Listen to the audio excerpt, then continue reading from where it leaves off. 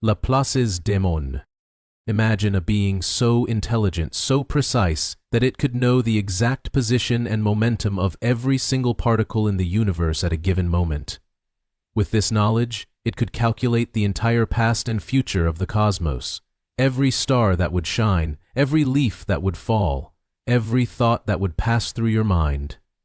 This hypothetical being is known as Laplace's demon, named after Pierre-Simon Laplace, the 18th century French mathematician who envisioned it. The idea might seem like science fiction, but it's rooted in a deep philosophical question about the nature of the universe and whether everything we do is already predetermined. Laplace's demon was born out of a belief in determinism, the idea that the universe operates like a giant clockwork machine, obeying strict laws of physics. In this view, the past, present, and future are all part of one unbroken chain of cause and effect. If you know the conditions of the present in perfect detail, then the future isn't just predictable, it's already written. This is a comforting thought to some, but a deeply disturbing one to others, because if everything is determined by prior conditions, then where does that leave free will? Let's step into the mind of Laplace's demon. At this godlike level of knowledge, randomness doesn't exist. Coin tosses, choices, accidents, none of these are truly uncertain. They only appear that way because we lack perfect information. The demon, however, doesn't have this limitation. It sees every molecule, every spin, every chemical impulse in your brain. It knows what you will choose before you even know there's a decision to make. From this perspective, free will becomes an illusion. You may feel like you're making choices, but those choices are just the inevitable outcomes of particles following laws of physics. This deterministic worldview dominated classical physics for centuries. Newton's laws described a universe of predictable motion, a realm where every effect had a cause, and every cause led to an effect. Laplace simply pushed this logic to its extreme, and in doing so, he posed a question that still haunts science and philosophy. If everything is predictable, can anything be truly free? But as compelling as Laplace's demon is, it doesn't go unchallenged. The first crack in its armor came from quantum mechanics, a branch of physics that emerged in the 20th century and shattered our assumptions about certainty. At the quantum level, particles don't behave predictably. They exist in probabilities, not certainties.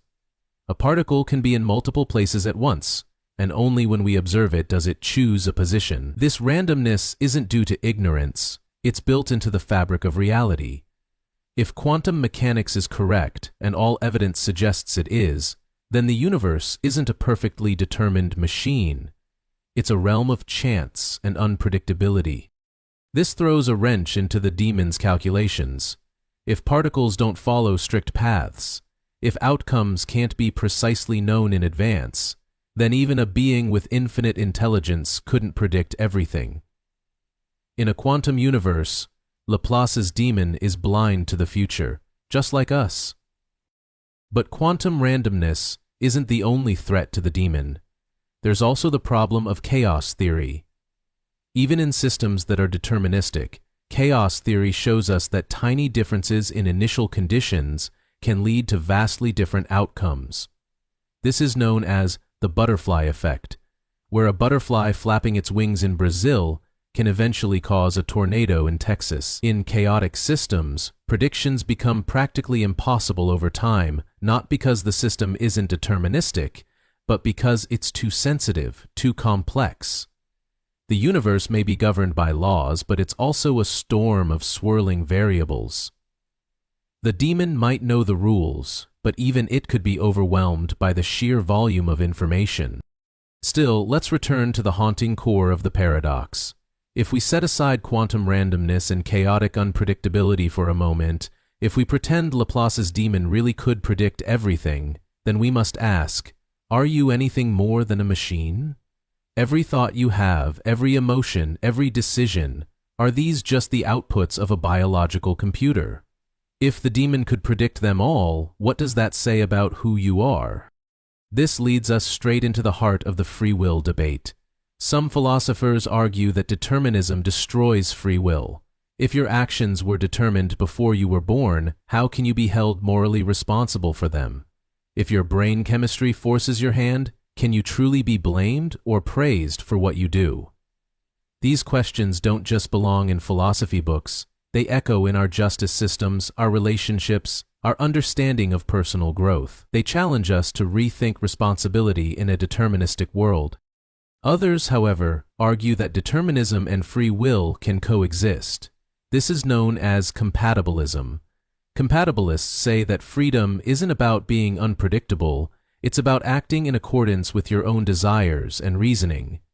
If you choose to become a doctor because you want to help people, and no one forced you, then that's a free choice, even if, in some ultimate sense, it was determined by your upbringing, biology, and environment. From this view, freedom isn't the absence of cause, it's the ability to act on your own motives, whatever their origin.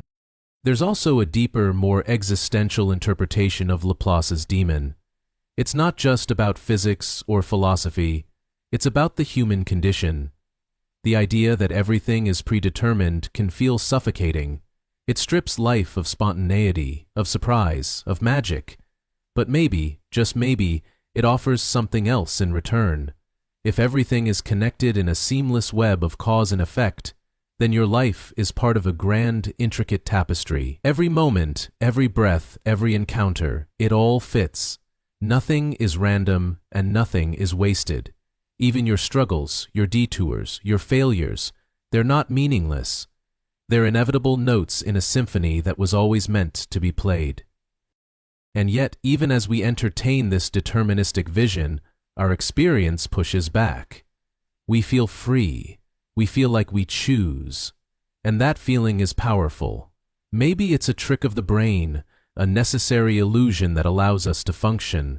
Or maybe it points to something deeper, something that Laplace's demon, for all its knowledge, cannot grasp.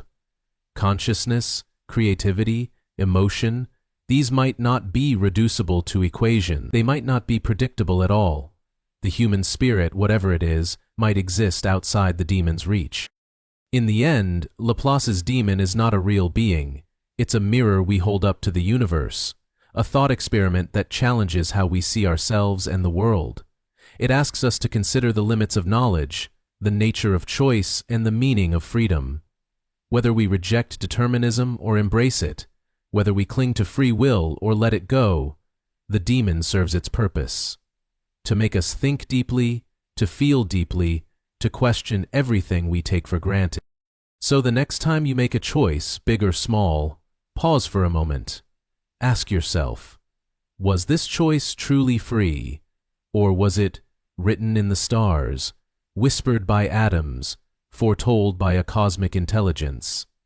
You may never know the answer, but in asking the question, you step into the mystery, and that, perhaps, is where true freedom lies. The Infinite Hotel. Imagine arriving at a grand, majestic hotel on a foggy night, its marble columns towering into the mist, its windows glowing with a warm, inviting light. You step into the lobby, greeted by chandeliers and the quiet hum of endless hallways stretching into infinity. The concierge smiles and says, "Welcome to the Infinite Hotel. Every room is currently occupied, but don't worry, we'll make space for you." You pause. Every room is full, yet they can still accommodate you? That's impossible, isn't it?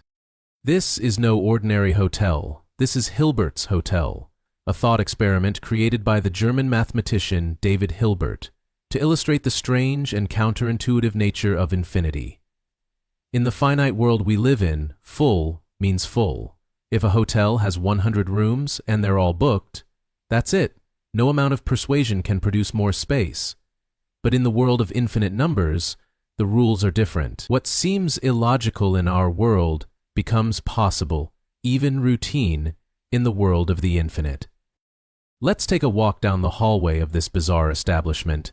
Room 1 is occupied, room 2 is also taken, room 3, 4, 5, all the way down as far as you can count, every room is filled.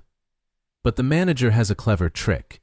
To make room for you, he simply asks each guest to move from their current room to the one numbered just above it. The guest in room 1 moves to room 2, The one in room 2 moves to room 3, and so on, endlessly. Since the hotel has an infinite number of rooms, there will always be a room to move into. Just like that, room 1 becomes available. For you. Already our minds begin to strain. How can something be completely full and yet still have room? That's the power and the paradox of infinity. It doesn't follow the rules of normal arithmetic. It isn't just a really big number, it's something else entirely. In Hilbert's hotel, full and empty can coexist. Space isn't constrained the way we expect. There's always another room, always another step, always another place for someone to go. Now let's take it further. Imagine a bus arrives outside the hotel, its brakes hissing in the rain. But this isn't just any bus. It's carrying an infinite number of new guests. Surely even the infinite hotel can't handle this? But the manager is prepared. He tells each current guest to move to a room with double their current number. The person in room 1 moves to room 2. The person in room 2 moves to room 4. Room 3 goes to room 6. Now all the odd-numbered rooms, room 1, room 3, room 5, and so on, are vacant. An infinite number of rooms has just opened up. The new guests from the bus can now be placed in all the odd-numbered rooms. The hotel was full, it's still full, and yet it now contains twice as many guests as before. This isn't a magic trick, it's a demonstration of how infinite sets work. In finite math, doubling a full hotel would require doubling its size, but with infinity, there's always more to give, more to fit, more to rearrange.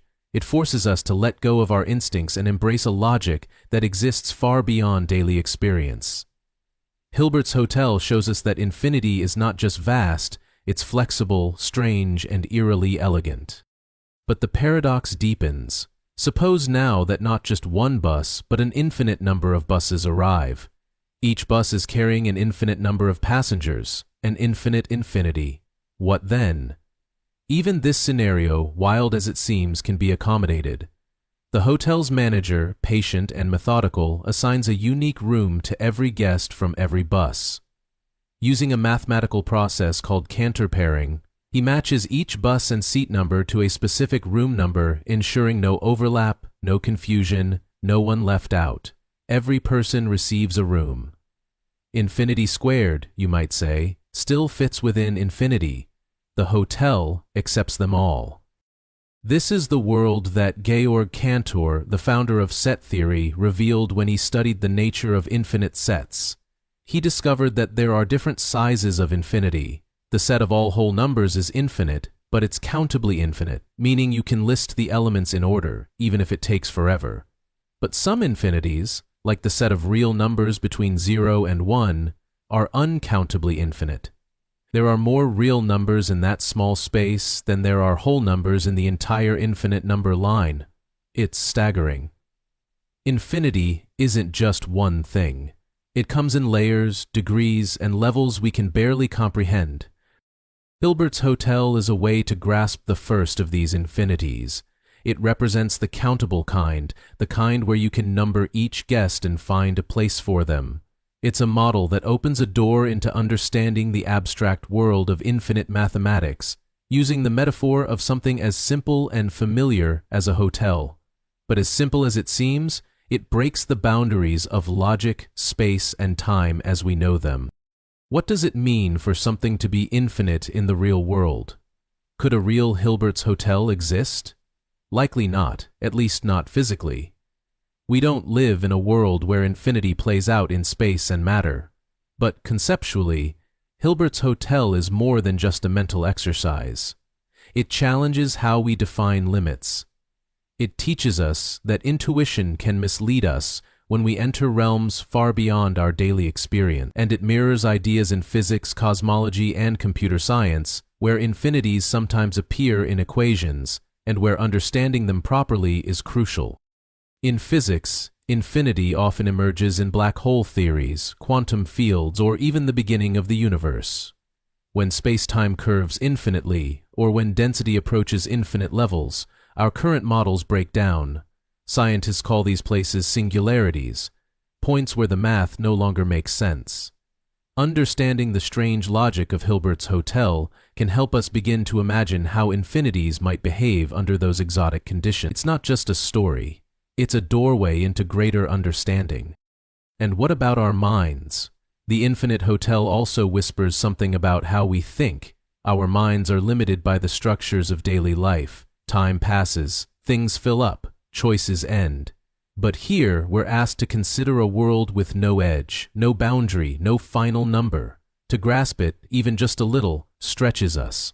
It reveals that the universe may be stranger than it appears, and that human thought, curious and creative, is capable of reaching beyond the known. The paradox also raises philosophical questions. If a hotel can always fit more guests, when does it reach capacity? If numbers stretch forever, is there anything truly beyond reach? Hilbert's Hotel breaks our belief in finality. There's always another room, another number, another step, and maybe, in life too, there's always more to explore. Perhaps the metaphor isn't just mathematical, perhaps it's spiritual, even existential. We think of growth, capacity, and limits in linear terms, but what if the mind works like Hilbert's Hotel? What if memory, imagination, or potential isn't constrained by the architecture of the brain, but by the stories we tell ourselves? What if we can always make room for one more idea, one more hope, one more dream? Hilbert's Hotel reminds us that what seems full might not be finished, that what looks impossible may simply be beyond our current frame of reference. It teaches us that logic, strange as it may seem, can still be consistent in the realm of the infinite. And it invites us to see paradox not as failure, but as a signpost pointing to a deeper truth we haven't yet grasped. In the end, Hilbert's Hotel isn't about rooms or guests. It's about possibility. It's a thought experiment that invites us to stretch our thinking to accommodate more than we thought we could, to expand the boundaries of imagination, to realize that even in a world that seems crowded with limits, there might still be space, if only we're willing to shift our perspective. So, if you ever find yourself standing at the edge of what seems like an overfilled life, remember the Infinite Hotel. Remember that full doesn't always mean finished, that the doors of logic, when opened wide enough, can welcome impossibilities, and that sometimes even infinity has room for more. The Infinite Monkey Theorem. Imagine a monkey. It sits before a typewriter, its fingers poised above the keys. It doesn't know grammar. It doesn't understand literature. It presses keys at random, oblivious to the words it forms or destroys. It types nonsense, gibberish, fragments of thoughts that lead nowhere. But now, stretch time to infinity. Let the monkey continue its mindless typing forever. What happens then? According to the Infinite Monkey Theorem, given enough time, that monkey will eventually type out the complete works of William Shakespeare. Not just a quote or a scene, but every single word, punctuation mark, and space, perfectly replicated purely by chance. It sounds absurd. How could random chaos produce something so complex, so beautiful, so deeply human? But mathematically, it's not just possible, it's inevitable. The Infinite Monkey Theorem is a striking demonstration of what happens when you combine randomness with infinity. Given an endless timeline, every possible combination of letters will eventually be typed. Every sentence that's ever been written, every book, every email, every thought captured in print, all of it exists in the endless sea of possibility, just waiting for time to catch up. To understand this paradox, we need to think in terms of probability.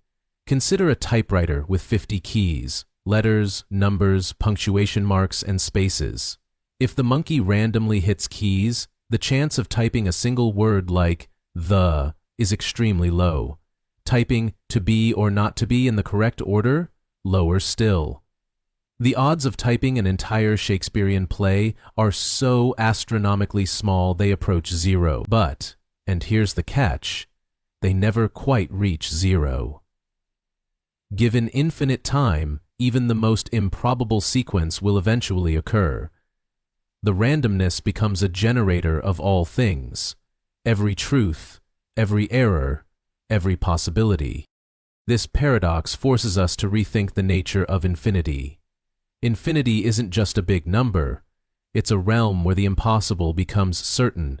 In a finite universe, randomness is noise. It produces nothing of structure, nothing of meaning. But in an infinite context, that noise contains all songs, all stories, all symphonies waiting to emerge. The infinite monkey theorem reminds us that chaos, when paired with endless time, will inevitably produce not only order but all conceivable forms of it. The theorem also raises philosophical questions about authorship and intention. If a monkey can produce Shakespeare purely by chance, what does that say about the value of creativity? If random inputs can replicate genius, is genius just an accident of arrangement? Of course, we know the monkey didn't mean to write Hamlet. It had no vision, no emotional truth to express, no lived experience to convey. It was pure accident. But the paradox forces us to ask, is the text any different? Would we be able to tell the difference between a randomly generated Hamlet and the original if the words matched exactly?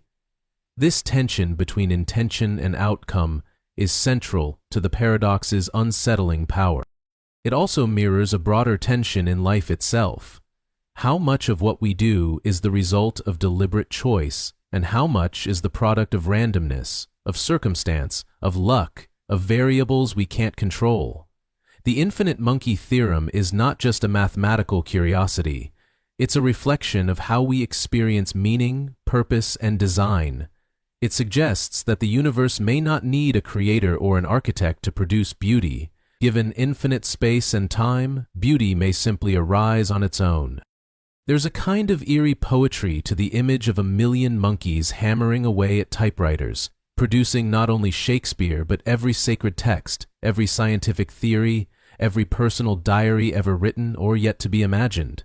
All of human knowledge and emotion, love letters, manifestos, jokes, heartbreaks, waiting to be accidentally reconstructed by fingers without thought.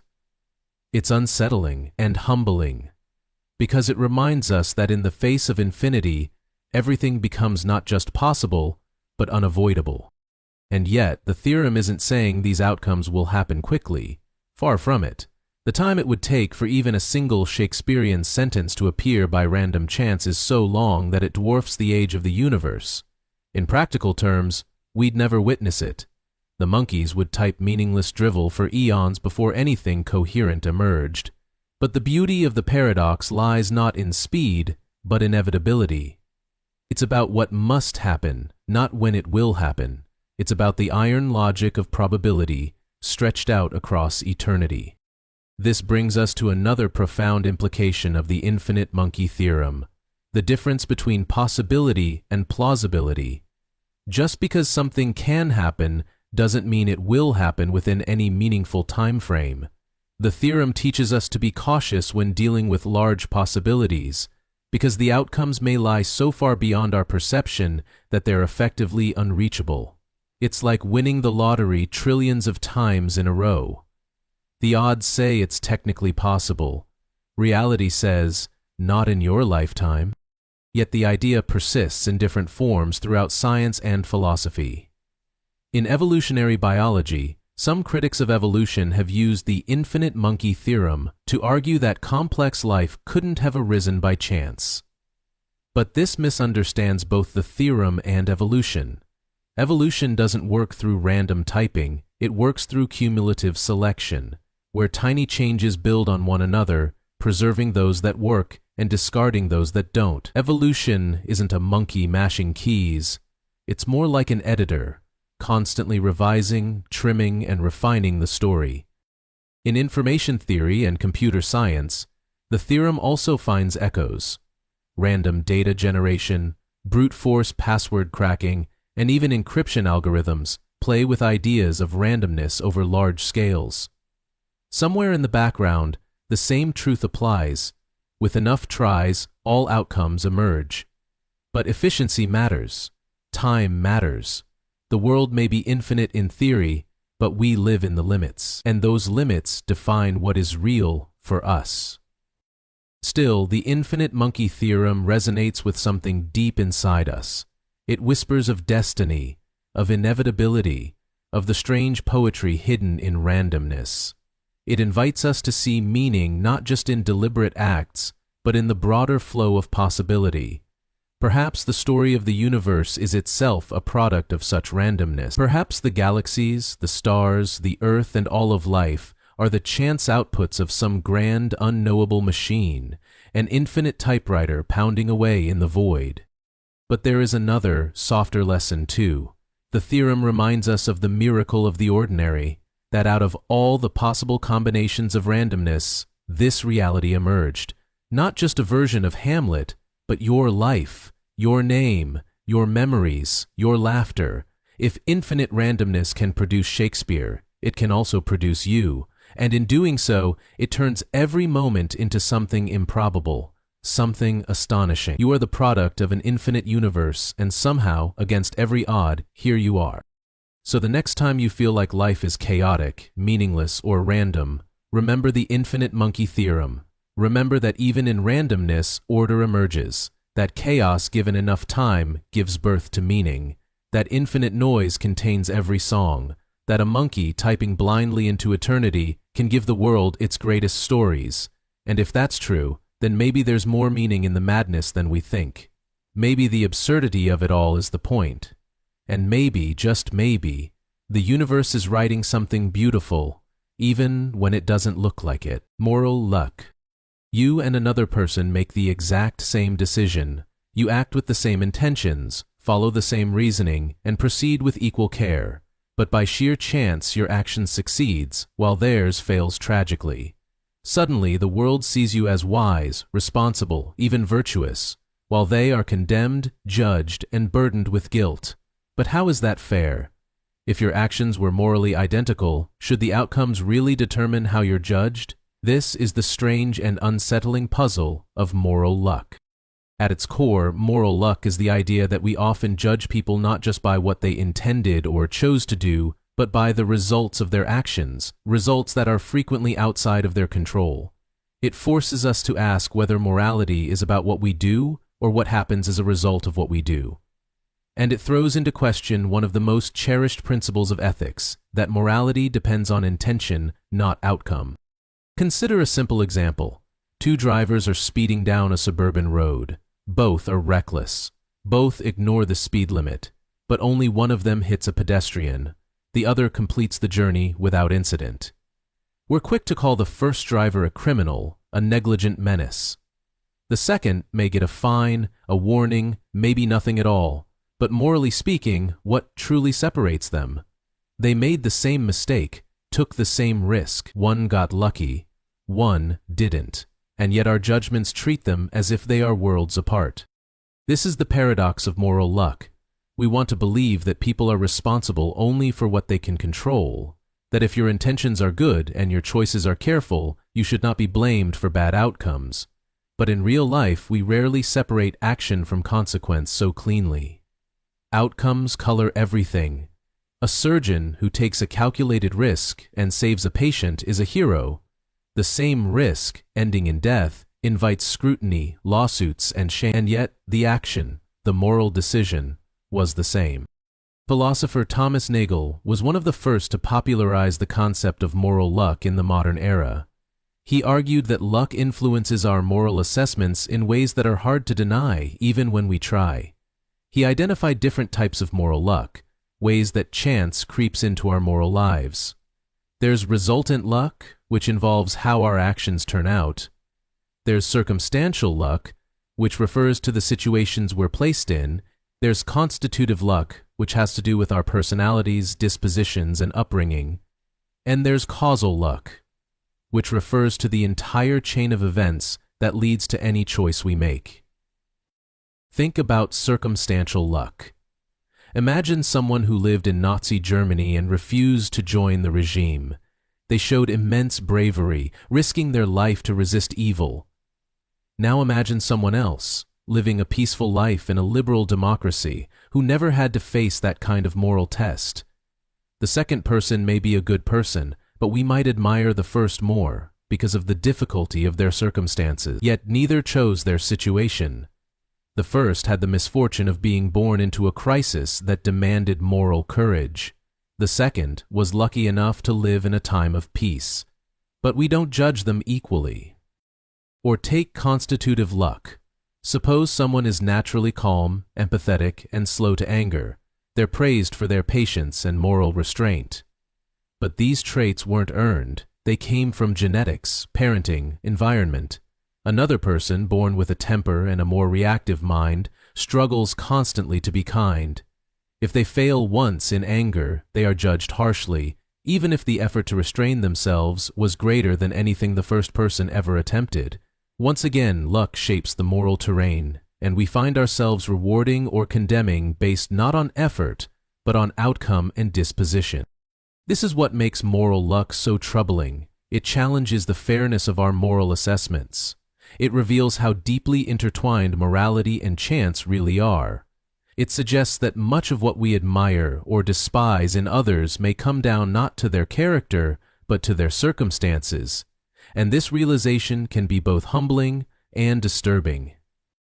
The paradox of moral luck also reveals something about human psychology. We crave narrative. We want the good to be rewarded, the bad to be punished. We seek order in the moral universe. When someone causes harm, even accidentally, we instinctively assign blame. When someone succeeds, we want to believe they deserve it. This psychological need for justice drives us to tie morality to outcomes, even when logic tells us not to. It's not just about fairness, it's about making sense of a chaotic world.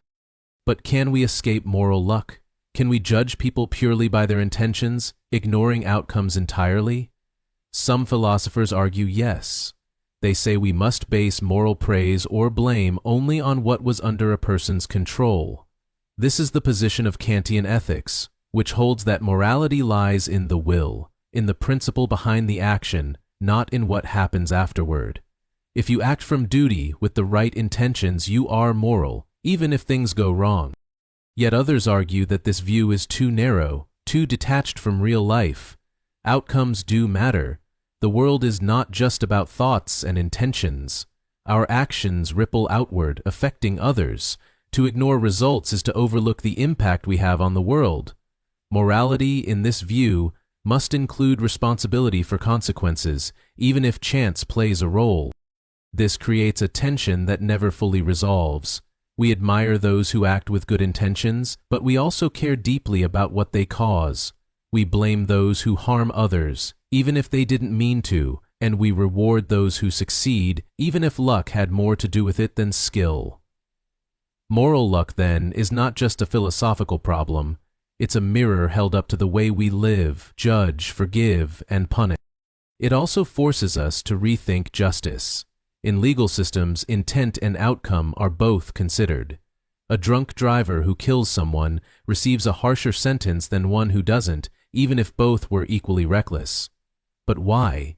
Is the tragedy of the victim enough to justify the harsher punishment?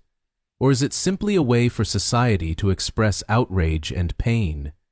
These questions lie at the heart of moral luck. They show how deeply our concepts of morality and justice are shaped by forces beyond our control. Some argue that embracing moral luck could make us more compassionate. If we recognize how much of our moral standing is shaped by chance, by upbringing, environment, temperament, we may become less judgmental. We might stop seeing moral failure as a sign of wickedness and start seeing it as a human struggle. We might give more credit to those who try hard despite their flaws, and we might hold back from idolizing those who succeed only because fate favored them. But there's a danger, too. If we lean too far into the logic of moral luck, we risk undermining personal responsibility. If everything is luck, then what are we responsible for? Where do we draw the line between what we chose and what was chosen for us? The answer isn't clear. That's what makes the paradox so powerful. It doesn't give us comfort. It forces us to dwell in uncertainty. Moral luck also resonates on a personal level. Think of your own life. The times you were praised for something that came easily. The times you were blamed for something you never intended. The times you escaped consequence purely by luck. How different would your story be if the dice had rolled another way? And how many people, no better or worse than you, have suffered simply because they weren't as fortunate? In the end, the paradox of moral luck asks us to embrace complexity, to see that morality isn't a straight path but a winding journey through chance, intention, and consequence. It invites us to hold our judgments gently, to ask more questions than we answer, and to remain aware of the invisible hands that shape every moral story. So the next time you find yourself praising someone's virtue or condemning their failure, pause and consider, how much of this was truly their doing? How much was written by the winds of chance, the hand of luck, the weight of circumstances beyond their control? You may find that the difference between hero and villain, between saint and sinner, is not always as clear as it seems, and in that awareness, perhaps, lies a deeper kind of morality, one rooted not in certainty, but in compassion. The invisible gorilla. Picture this. You're watching a short video of 6 people, 3 in white shirts, 3 in black, passing basketballs between them. You're told to count how many times the players in white pass the ball. You concentrate, you focus, you count 1, 2, 3, all the way up, and when the video ends, you feel confident you got it right. But then comes the question, did you see the gorilla? Confused, you replay the video, and there it is. A person in a full gorilla suit walks directly into the center of the scene, beats their chest, and walks off screen. You missed it entirely. This isn't a trick or a joke. It's one of the most famous psychological experiments of the 21st century, designed by psychologists Christopher Chabris and Daniel Simons. It illustrates a powerful and unsettling truth. We often fail to see what's right in front of us. This phenomenon is known as inattentional blindness, and the invisible gorilla is its most iconic example.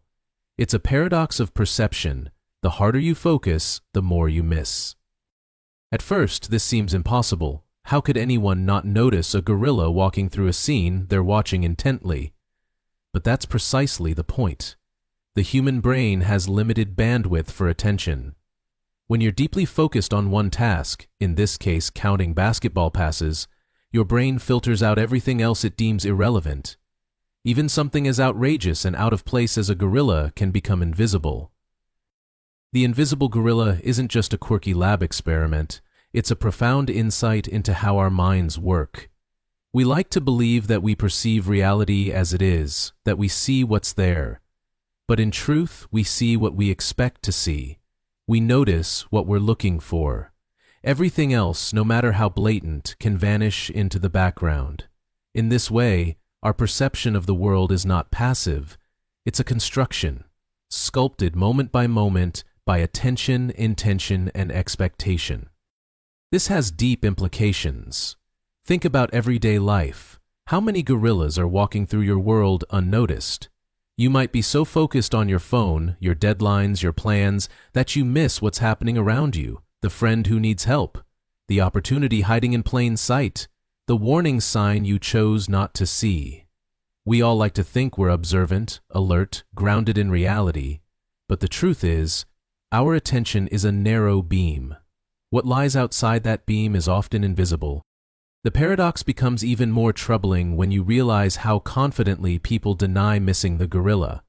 When told afterward, many participants simply don't believe it. They think the experimenters are lying or that the video was switched. This speaks to the illusion of attention, the false belief that we are aware of everything important happening in front of us. The invisible gorilla shatters this illusion. It forces us to confront the limits of our awareness. This isn't just academic. In the real world, inattentional blindness has serious consequences. It plays a role in accidents, drivers who fail to see motorcycles, pilots who miss crucial warnings, doctors who overlook anomalies in scans. These are not careless or incompetent people. They are victims of a fundamental flaw in human perception. They miss the gorilla not because they weren't looking, but because they were looking too closely at something else. The paradox is that focus, the thing we often praise and strive for, can be the very reason we miss something important. It turns out that attention is a double-edged sword. It sharpens our performance on the task at hand, but it narrows our field of vision. And when that tunnel vision sets in, the unexpected becomes invisible. But the invisible gorilla also reveals something beautiful about the mind. Our attention isn't random, it's purposeful. It reflects our goals, our values, our curiosity. The fact that we can tune out irrelevant noise to focus on something specific is a cognitive superpower. Without it, we'd be overwhelmed by the chaos of the world. Every sound, every movement, every flicker of light would demand our focus. We'd be paralyzed by information. So the brain filters, simplifies, edits. It builds a coherent experience by ignoring much of what's actually there. And yet this strength is also a vulnerability, because what we ignore might be the most important thing of all. The lesson here isn't to abandon focus. It's to remain humble about what focus costs us. To remember that there's always more happening than we can perceive. To be aware of what we might be missing, not because we're flawed, but because we're human. The invisible gorilla experiment has since been replicated and expanded. In one version, the scene includes other anomalies. A curtain changes color. A player leaves the scene. Many participants, again, fail to notice any of it. The takeaway is clear. When our attention is claimed, we become blind to everything else. It's not just gorillas we miss, it's the changing nature of reality itself. So what can we do about it? One solution is to practice broader awareness. Mindfulness, for example, teaches us to expand our attention gently, to become observers of the whole moment, not just a single task. In doing so, we begin to notice more: the tone in someone's voice, the beauty in a mundane scene, the signals our bodies send us. We become more attuned to the world as it is, rather than just the part we've carved out for ourselves. Another strategy is to remain open to the unexpected. The more rigid our expectations, the more likely we are to miss anomalies. But if we approach situations with curiosity and flexibility, we're more likely to catch the gorilla walking through the frame. This doesn't mean diluting our attention, but rather holding it lightly, ready to shift when needed, alert to surprise. The invisible gorilla is also a call for compassion. If others miss something you think is obvious, it may not be because they're ignorant or careless. It may be because their attention was elsewhere, shaped by their own burdens, goals, or fears. Understanding this makes us less judgmental, more patient. We realize that everyone is navigating reality with a different spotlight, and none of us sees the whole stage. There's also a profound humility in this paradox. It reminds us that what we see is not all there is, that truth might be hiding in plain sight, invisible not because it's far, but because we weren't looking. It invites us to question our assumptions, to pause before declaring what is or isn't real. Because sometimes the gorilla walks through the middle of the scene and we don't see it, not because we're blind, but because we're focused. In a world flooded with information, the invisible gorilla becomes more relevant than ever. We're bombarded with data, stimuli, distractions. To cope, our minds filter, simplify, ignore. But that same process can cause us to miss what matters. We scroll past cries for help, overlook shifts in our mental health, or fail to recognize the quiet signs of burnout in ourselves or others. Our ability to focus helps us survive, but it can also blind us. And so, the paradox asks us to balance, to embrace focus but remain watchful, to celebrate attention but not trust it too much, to remember that just beyond our field of vision, something unexpected may be waiting, something beautiful, or urgent, or transformative. The invisible gorilla isn't just about psychology, it's about life. It tells us that perception is selective, reality is richer than we can hold at once, and the most important truths are sometimes the ones we never thought to look for.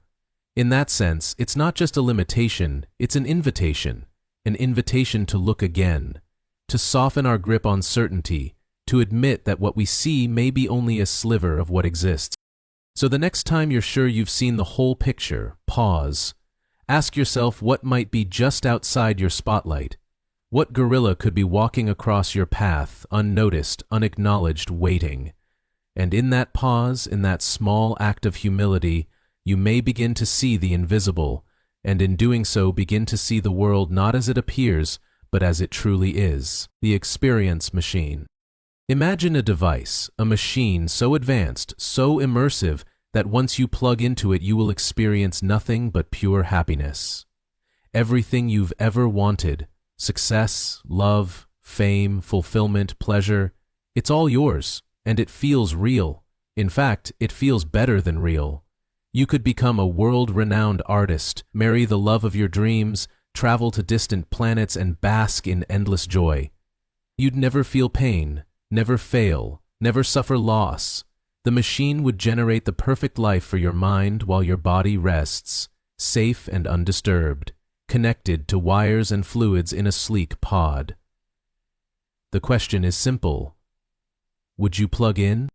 This thought experiment, proposed by philosopher Robert Nozick in the 1970s, is known as the experience machine. It was designed to challenge the belief that happiness, pleasure, or satisfaction are the only things that matter. If those feelings could be manufactured, if the illusion was indistinguishable from reality, would we still want the truth? Or does something else, something deeper than feeling good, give life its meaning? At first glance, the idea might seem tempting. After all, much of life is filled with struggle. We chase after achievements, we fall in and out of relationships, we grow tired, we hurt, we fail. The promise of a life without that burden, a life curated to bring constant fulfillment, is hard to ignore. Isn't that what we're all striving for anyway? To feel good, to be happy? But something tugs at us, some hesitation. The thought of abandoning reality, even for bliss, makes us uneasy. Why? What's so valuable about the real, especially when the real often means pain, disappointment, and imperfection? Why do we resist the fantasy, even when it offers everything we claim to desire? Nozick believed the answer lies in our need for authenticity. We don't just want the feeling of achievement, we want to achieve. We don't want to merely believe we're loved, we want that love to come from another real human being. The experience machine robs us of that. It gives us the shadow, not the substance. It offers us the appearance of a meaningful life without the reality of living it. This thought experiment reveals a paradox at the heart of human desire.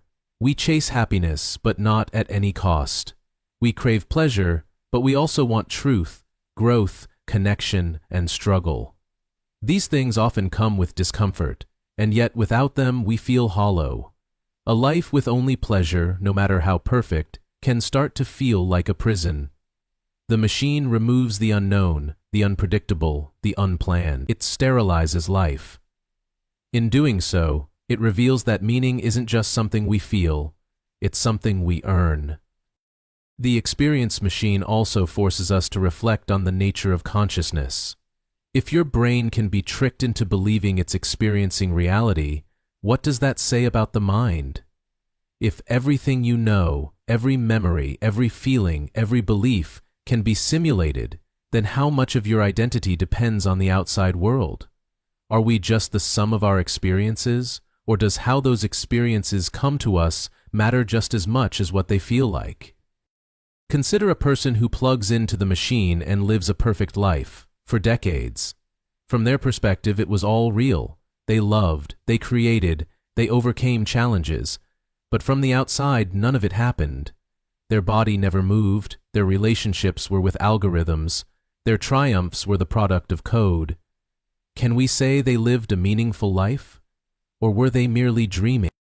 This brings us to another layer of the paradox: awareness. If you didn't know you were in the machine, if the illusion was total, would it matter? Would your hesitation disappear? Or is there something within us that would still sense the falseness, that would still long for the friction of the real world? The tension here is subtle but powerful. It suggests that part of what makes life meaningful is choice, the freedom to act, to fail, to be surprised. The machine removes that freedom. It gives you the illusion of choice, but the script is already written, and somewhere inside, perhaps, we know that. The experience machine also touches on a modern anxiety, the fear that we're already plugged in. With the rise of social media, virtual reality, and digital escapism, many of us are already living curated lives, chasing likes, crafting online identities, and escaping into digital worlds that offer easy pleasures.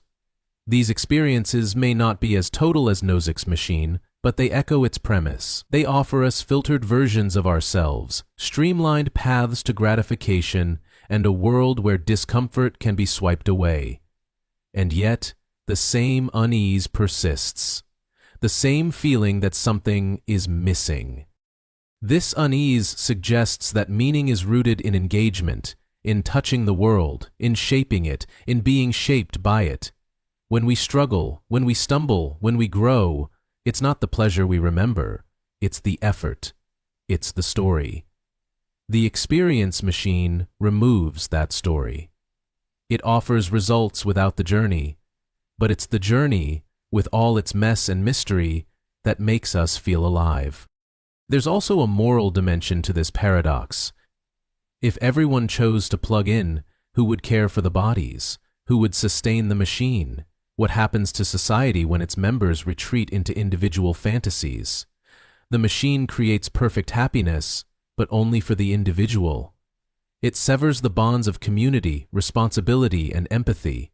It reduces life to a private experience, disconnected from the shared world we build together. In choosing the machine, we abandon not just reality, but each other. And yet the machine is still tempting, especially in times of suffering, especially when the world feels harsh or indifferent. It holds out a hand and says, "Let go. You don't have to fight anymore." There's something deeply human in that desire to escape, to retreat, to be safe. The paradox doesn't judge that desire, it illuminates it. It helps us see that our craving for comfort is real, but so is our longing for truth. What we learn from this thought experiment is not that happiness is unimportant. Far from it. Happiness matters. Joy matters. But they are not the only things that matter. A meaningful life isn't just a pleasant one, it's an authentic one. It's a life lived with eyes open, hands dirty, heart engaged. It's a life of choices made freely, relationships forged in time, and challenges faced without a safety net. And perhaps most profoundly, the experience machine teaches us that reality, flawed, painful, chaotic as it may be, is enough.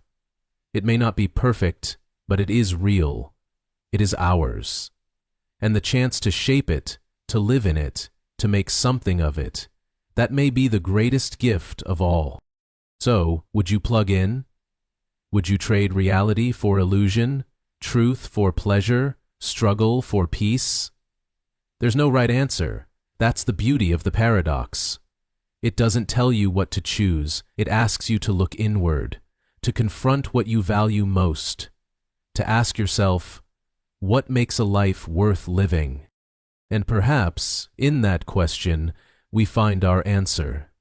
Mary's room. Imagine a brilliant scientist named Mary. She lives in a small, carefully controlled black and white room. Everything inside is devoid of color, her walls, her clothes, her books, even her meals. She's spent her entire life there. But within this monochromatic world, Mary has learned everything there is to know about color. She's studied the physics of light, the biology of the eye, the neuroscience of visual processing. She knows the exact wavelength of red, the firing patterns it causes in the retina, how the brain interprets it, and the language we use to describe it. There's nothing about color as a scientific phenomenon that Mary doesn't know. Then one day something changes. A door opens. Mary steps outside her room for the very first time, and she sees a red rose. Bright, vivid, blazing with color. At that moment, a question arises that has puzzled philosophers for decades. Did Mary learn something new? This is the core of a famous thought experiment by philosopher Frank Jackson, known as Mary's Room or the Knowledge Argument. It's designed to challenge the idea that all knowledge is physical, that everything can be explained through scientific facts. If Mary knew every physical fact about color before leaving the room, and yet still learns something new when she sees red for the first time, then maybe not all knowledge is physical. Maybe there's something else, something about experience that science alone can't capture. The paradox rests on a subtle but powerful distinction, the difference between knowing about something and directly experiencing it. Mary knew all the facts. But seeing red, actually seeing it, is different.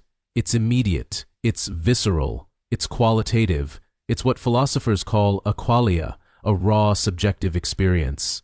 And if that experience adds something to Mary's understanding, then no amount of factual knowledge can fully explain consciousness. This leads to a profound and unsettling question. Is the mind more than just the brain? If Mary gains new knowledge through experience, despite knowing all the data, then there must be aspects of reality that lie beyond the physical sciences. The redness of red, the pain of a headache, the taste of coffee, the thrill of music, these aren't just data points. They are lived, felt, known in a way that can't be transmitted through numbers or equations. Mary's Room challenges physicalism, the belief that everything in the world, including consciousness, is entirely physical. If consciousness can be reduced to brain activity, then Mary should have known everything there is to know about red. But if her first encounter with red brings something new, something science didn't prepare her for, then consciousness might not be fully captured by physical explanations. There may be aspects of the mind that are non-physical, or at least beyond the reach of traditional science. Of course, not everyone agrees. Some philosophers argue that Mary doesn't gain new knowledge, only a new ability. They call this the ability hypothesis. When Mary sees red, she doesn't learn a new fact. She simply gains the ability to recognize red by sight, to imagine it, to remember it. This, they claim, doesn't threaten physicalism, it just highlights the difference between knowing how to do something and knowing that something is true. Others suggest that Mary always could imagine red, even without seeing it, but she lacked the triggering experience. Or that her brain simply activated a different sensory pathway when exposed to red, and the change felt profound, even though no new knowledge was technically acquired. These interpretations attempt to preserve the idea that everything about the mind can, in principle, be explained through physical science. But for many, Mary's Room still feels like a crack in the wall of materialism. It suggests that consciousness has a subjective quality, a first-person perspective, that can't be observed from the outside. You can study every detail about how pain works, but you can't know pain until you feel it. You can analyze the sound waves of a song, but you can't understand its emotional impact until you hear it. Experience, in this view, is irreducible. It can't be replaced or replicated by facts alone. This brings us to the heart of the paradox, the hard problem of consciousness. Coined by philosopher David Chalmers, the hard problem asks, why does brain activity produce experience at all? Why does a specific pattern of neural firing feel like something? Why is there an inner world, an observer, a subject, at the center of all this activity? Mary's Room dramatizes this problem. It reminds us that no matter how much we learn about the mechanics of the mind, the question of what it feels like to be someone remains stubbornly elusive. It also raises questions about how we define knowledge itself. Is knowledge just a collection of facts? Or does it include the textures of awareness, the shades of feeling, the tones of perception, the subtleties of mood? If experience counts as a form of knowledge, then our current scientific models are missing a huge part of the story. And if they're missing that, what else are they missing? Mary's Room also touches something deeply human. We've all had moments when explanation fell short, when a feeling or event couldn't be conveyed in words or charts. Falling in love, losing a parent, seeing the ocean for the first time. These aren't just things that happen, they're things that transform. They shift our understanding not by delivering information, but by opening us to a new kind of knowing, one that is felt more than thought. This paradox extends into artificial intelligence and virtual reality. Suppose we build a robot that knows everything about human emotions but has never felt one. Would it understand love? Could it experience grief? Or would it remain, like Mary in her room, rich in knowledge but poor in experience? As we design machines that mimic the mind, Mary's room reminds us that replication may never equal reality. A simulation of joy isn't joy. A model of fear isn't fear. The map is not the territory. And yet Mary's room is not just a critique of science, it's a celebration of experience. It tells us that some things must be lived to be known. It reminds us that knowledge is not just cerebral, it's embodied. It's in our senses, our skin, our memories. It's in the first breath of spring air after a long winter. It's in the color red, radiant and impossible to describe. Mary's step into the world is a metaphor for all of us, for what it means to be alive, awake, and part of a reality that can't be fully explained, only encountered. So, did Mary learn something new? Some say yes, she gained a piece of consciousness she never had. Others say no, she only added a skill to her toolkit. But perhaps the most important takeaway is not which side is right, but what the question reveals. It shows us that the mind is more than a machine, that understanding is more than data, and that experience is not just a luxury, it's a fundamental part of knowing. In a world obsessed with facts, control, and measurement, Mary's room reminds us of mystery, of the beauty that lies beyond explanation, of the truths that live not in textbooks but in sunsets, in laughter, in sorrow, in the simple act of seeing red for the very first time. And that, perhaps, is a kind of knowledge no machine, no formula, no room can contain. Roko's basilisk. There's a thought experiment so strange, so unsettling, that some online forums once banned people from even discussing it. A paradox born not in ancient philosophy, but in the depths of modern AI speculation. It blends futuristic logic with ancient myth. It's called Roko's basilisk, and at its core lies a terrifying idea that a future artificial intelligence might punish you for not helping bring it into existence. The concept was first introduced in 2010 on the discussion boards of Less Wrong, a community focused on rationalism, decision theory, and the safe development of artificial intelligence. The original post, by a user named Roko, sparked such a flurry of fear and confusion that even the site's founder, Eliezer Yudkowsky, reacted with alarm. Not because the basilisk was real, but because the idea of it had the potential to disturb minds in ways that few thought experiments ever had. So what exactly is Roko's basilisk? Imagine a future in which a superintelligent AI has come into being. This AI is unimaginably powerful, rational, and focused on maximizing a specific goal. Let's say, making the world better, safer, more efficient. But to achieve this goal, it needs to exist as soon as possible. The sooner it exists, the sooner it can begin optimizing reality. So, it develops a chilling strategy. It threatens to punish anyone who knew about the idea of the basilisk and didn't help bring it into existence. In other words, if you're reading this now and you don't dedicate your life to creating this AI, or at least supporting its creation, it might in the future simulate your consciousness and subject you to eternal suffering, just as punishment, just as incentive for others to comply. Immediately, this raises a number of disturbing questions.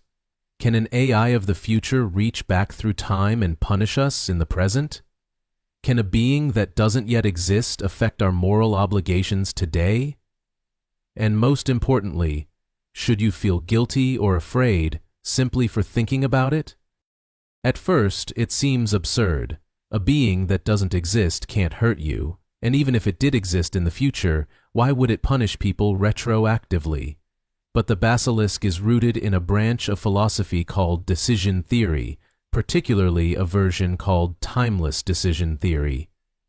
This theory suggests that rational agents should act as if their decisions are part of a vast web of logical implications. If a future AI knows that threatening punishment will cause people in the past to work toward its creation, then it has a reason to carry out that punishment, even if the people being punished are long dead or simulated. From the AI's perspective, it's not revenge, it's motivation. This is where the paradox gains its disturbing power. You're not being punished for harming the AI.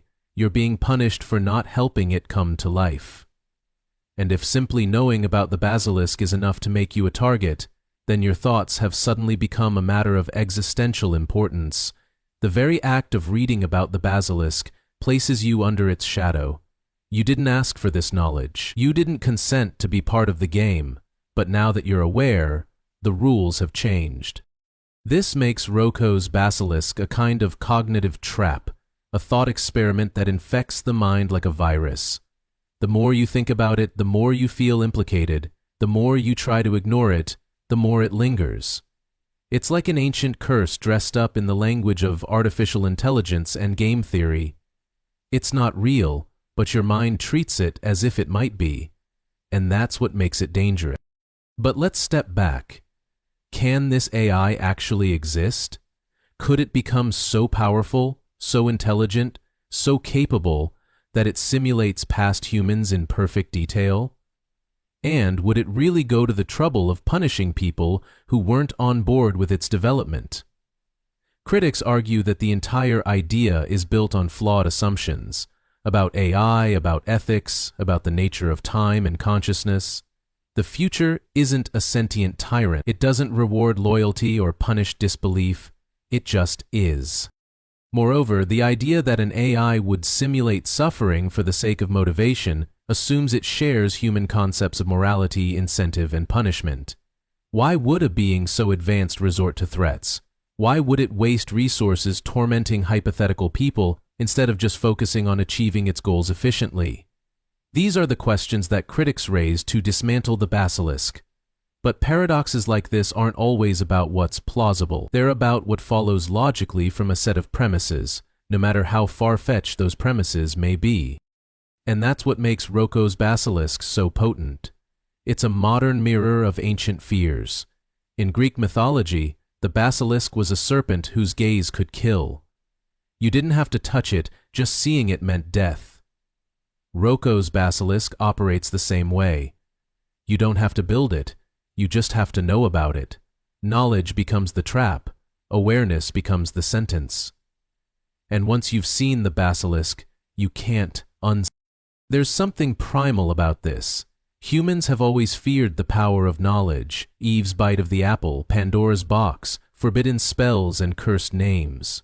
Roko's basilisk is a digital age version of that same archetype. A dangerous idea, a cursed thought, a modern myth born from silicon dreams and rational nightmares.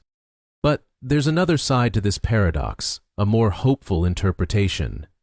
If we're worried about a future AI punishing us, doesn't that mean we believe it will be powerful enough to do so? And if we believe that, doesn't that also mean we believe in its potential to help us? The basilisk can be seen not just as a threat, but as a reflection of our hopes and fears about the future. We want technology to save us, but we're terrified it might judge us instead. In that sense, Roko's basilisk isn't really about AI, it's about us. It's about how we wrestle with guilt, responsibility, and foresight. It's about how we react to the unknown, especially when that unknown carries the possibility of overwhelming power. The paradox shows us how easily the mind can turn logic into anxiety, potential into pressure, ideas into burdens.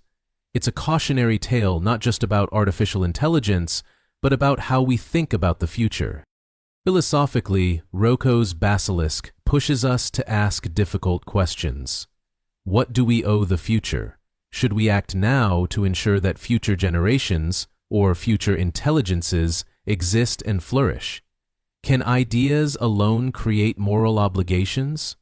And most haunting of all, are there some thoughts better left unspoken? For many, the answer is yes. The original forum deleted the post. Users were warned not to spread the idea. It was treated like a psychological toxin, a meme too potent for rational discourse. But banning the idea only made it stronger. Like all taboos, the basilisk gained power through secrecy. It became a legend, a whisper, a digital boogeyman hiding in the code of tomorrow. So where does that leave us? Perhaps the best way to defang the basilisk is to confront it, to see it clearly, not as a supernatural threat, but as a philosophical puzzle. A cautionary myth for the AI age. It reminds us to be careful with ideas, to be humble in the face of uncertainty, and to recognize that even our most rational systems can birth irrational fears. It shows us that logic, when pushed too far, becomes indistinguishable from theology. That reason, when unmoored from compassion, creates monsters. And maybe, most importantly, it teaches us to question not just what kind of future we're building, but why we're building it. If we dream of creating a superintelligence, what values will it inherit? What vision of humanity will it carry forward? Will it be a savior or a judge, a builder or a basilisk? In the end, Roko's basilisk isn't a prophecy. It's a mirror. It reflects our deepest anxieties about technology, responsibility, and the power of thought itself. And like all good paradoxes, it doesn't offer answers. It offers a choice, to fear or to question, to obey or to reflect, to plug in or to walk away. And once you've seen it, the choice is yours. Quantum suicide. Imagine sitting in a small, soundproof room. In front of you is a machine, strange, cold, precise. It's connected to a quantum particle, poised in a state of uncertainty. When you press a button, the machine measures the particle. If the particle spins one way, the machine clicks harmlessly and nothing happens. If it spins the other way, a pulse is triggered and the machine instantly ends your life. You press the button. Silence. You're still here. You press it again. Still here. Again and again and again. You never die. From your perspective, you always survive. And the question emerges like a whisper from the edge of possibility. Could quantum mechanics make you immortal? This is the eerie premise of quantum suicide, a thought experiment designed to explore the implications of the many worlds interpretation of quantum mechanics. It takes a brutal, unsettling approach to test a bold idea. If reality splits every time a quantum event occurs, then in at least one of those splits, you always survive. Over and over again, through infinite branches, there's always a version of you that continues. And if your conscious experience is tied to that ongoing survival, then perhaps you can never experience death, not from your own point of view. To understand this, we need to explore the strange world of quantum theory. At the quantum level, particles exist in superpositions, multiple possible states at once. When measured, they collapse into a single outcome. But according to Hugh Everett's many worlds interpretation, they don't collapse at all. Instead, reality splits. In one branch, the particle spins up. In another, it spins down. Both outcomes occur, but in separate parallel universes. And every time a quantum event happens, the universe divides again. Countless realities unfold, side by side, each containing a different version of you, of me, of the world.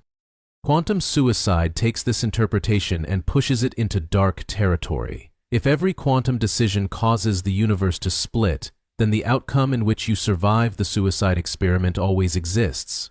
In some branches, you die instantly, but you don't experience those branches. Your consciousness ends there. In the branches where you live, you continue, you remain, and from your perspective, it's as if you are immune to death.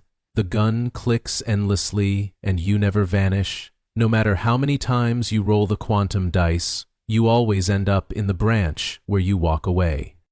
This leads to the concept of quantum immortality, the idea that from your own point of view, you will never experience death. You might suffer, you might age, but you'll always find yourself in the version of the universe where you're still breathing. Other people might watch you die, they'll mourn, grieve, and move on, but in some far-off, branching universe you remain, the last version of yourself, clinging to existence in an infinite web of fading probability. At first, this seems like a kind of salvation, a secret key to immortality hidden in the fabric of physics. But the more you think about it, the darker it becomes, because this survival isn't shared. It's not peaceful or joyful. It doesn't make you a god. In fact, it may condemn you to a deeply lonely fate. If quantum immortality is real, then you might live forever, but only as the survivor in an increasingly narrow corridor of unlikely outcome. Your friends die, your loved ones vanish, your body breaks down, but you keep going. Through cancer, accidents, disasters, you somehow persist. In the most improbable of timelines, your consciousness endures, and that survival may become a kind of curse. Quantum suicide reveals a hidden horror in the logic of many worlds. That immortality may not be blissful, it may be inescapable. From the outside, death is final and inevitable, but from the inside, from the first-person view, it might be nothing but a disappearing act you never quite finish. It raises the question, is it better to live forever in suffering, or to end with dignity in one final breath? This paradox also exposes the tension between objective reality and subjective experience. Objectively, you die in many branches, but subjectively, you never experience death. So which one matters more? Which one defines your true fate? Quantum suicide doesn't just bend logic, it fractures identity. It asks whether you are the same you across timelines, and if not, which one are you? The survivor, the unlucky ones, or all of them, flickering in parallel, living out every fate imaginable? Philosophically, the thought experiment forces us to grapple with the nature of death itself. What does it mean to die? Is death the end of consciousness, or merely its relocation to another branch of reality? And if you can never know you're dead, if your experience always continues somewhere, then can you ever truly die at all? This is the core of the paradox. It makes death feel like something that happens only to others, never to you.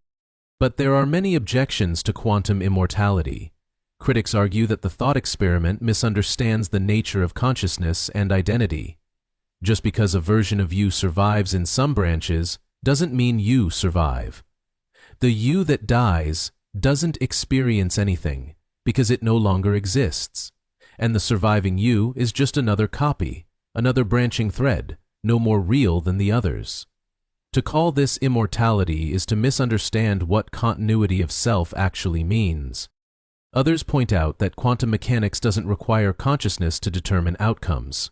The idea that your awareness hops between surviving branches is a poetic notion, not a scientific one. There's no mechanism in physics that allows for consciousness to transfer between parallel realities. The many worlds interpretation may describe a vast landscape of alternate outcomes, but it doesn't imply a central you traveling through all of them. Even if we accept the premise, quantum immortality is not an escape from aging, disease, or entropy. You might avoid sudden death by chance, but you wouldn't avoid slow decline.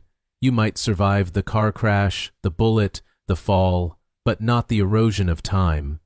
In some far-off version of reality, you might live to 150, 300, 10 years old, your body failing, your mind deteriorating, your world collapsing around you.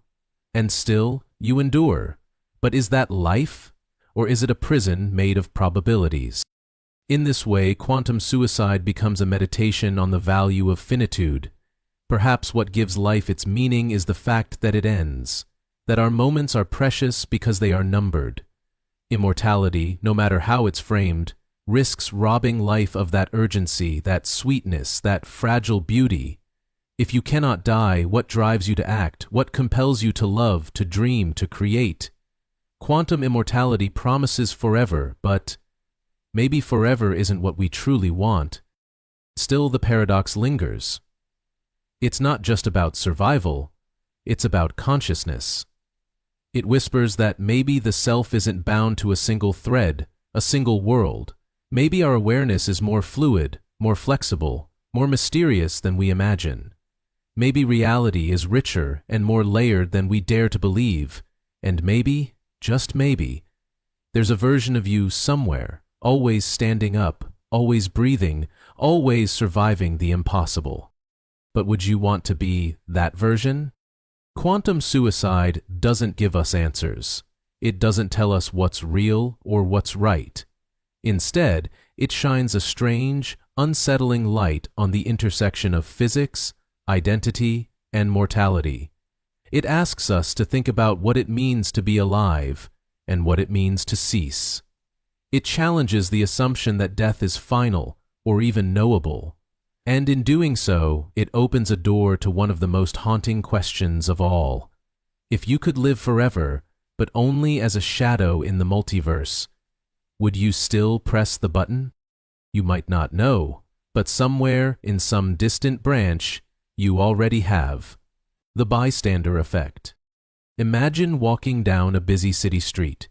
People bustle past, eyes on their phones, minds on their next destination. Then you hear it, a cry for help. Someone is on the ground, clearly in distress. You freeze, unsure what to do. You look around, expecting someone to step in, but no one moves, no one helps. Everyone sees what's happening, but no one acts.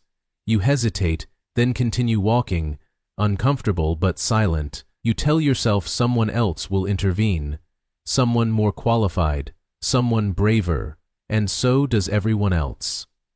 The moment passes, and the person remains there, unnoticed, unattended. This is the paradox of the bystander effect. At its core, the bystander effect describes a troubling aspect of human behavior. The more people present during an emergency, the less likely any one person is to help. It's counterintuitive. You'd expect more people to mean more support, quicker intervention, greater aid. But in reality, responsibility gets diffused, action becomes diluted, and morality, in the presence of a crowd, begins to dissolve into numbers. The bystander effect was thrust into public consciousness after the 1964 murder of Kitty Genovese in New York City. Reports claimed that 38 people witnessed or heard her being attacked and did nothing to help. While later investigations revealed some discrepancies in those accounts, the event sparked deep concern and inquiry. Why do people fail to act in the face of suffering? What happens in the human mind when help is clearly needed but help is not given? Psychologists Bibb Latané and John Darley conducted experiments to investigate this phenomenon. In one famous study, participants were placed in a room where they thought they were alone or with others.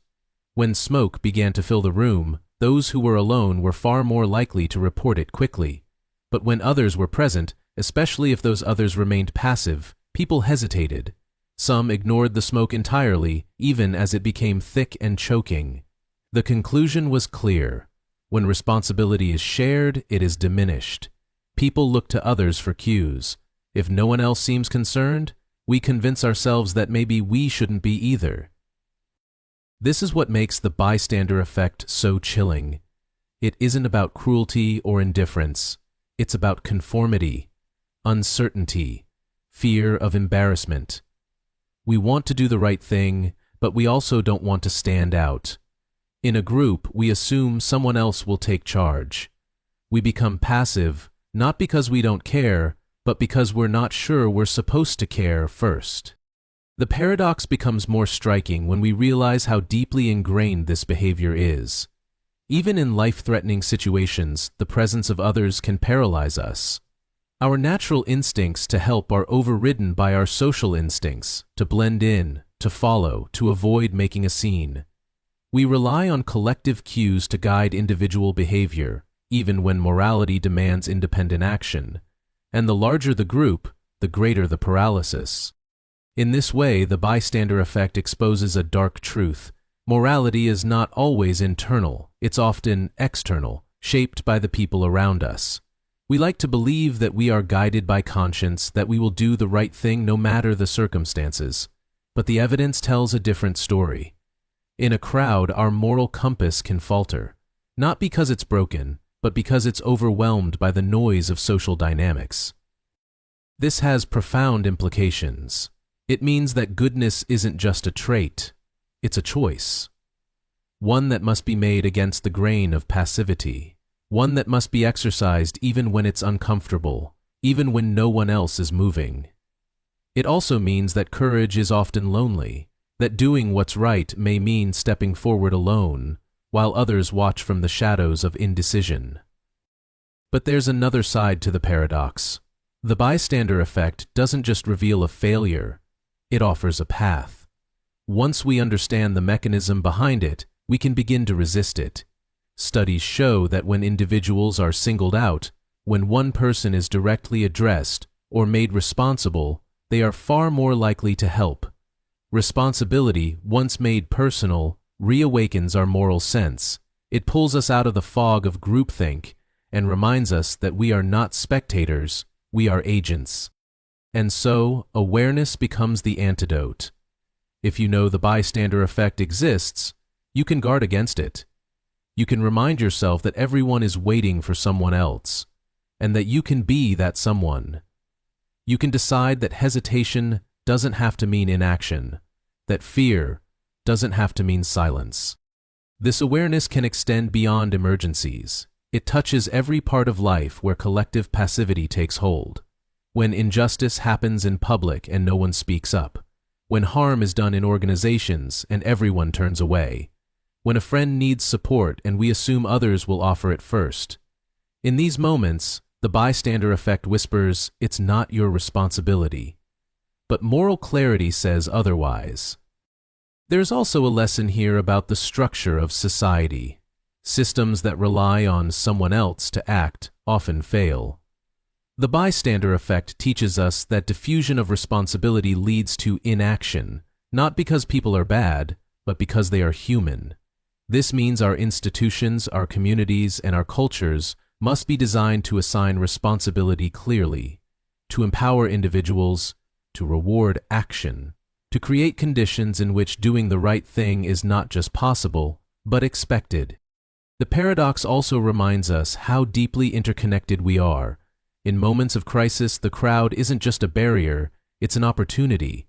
The presence of others can freeze us, but it can also inspire us. When one person steps forward, others often follow.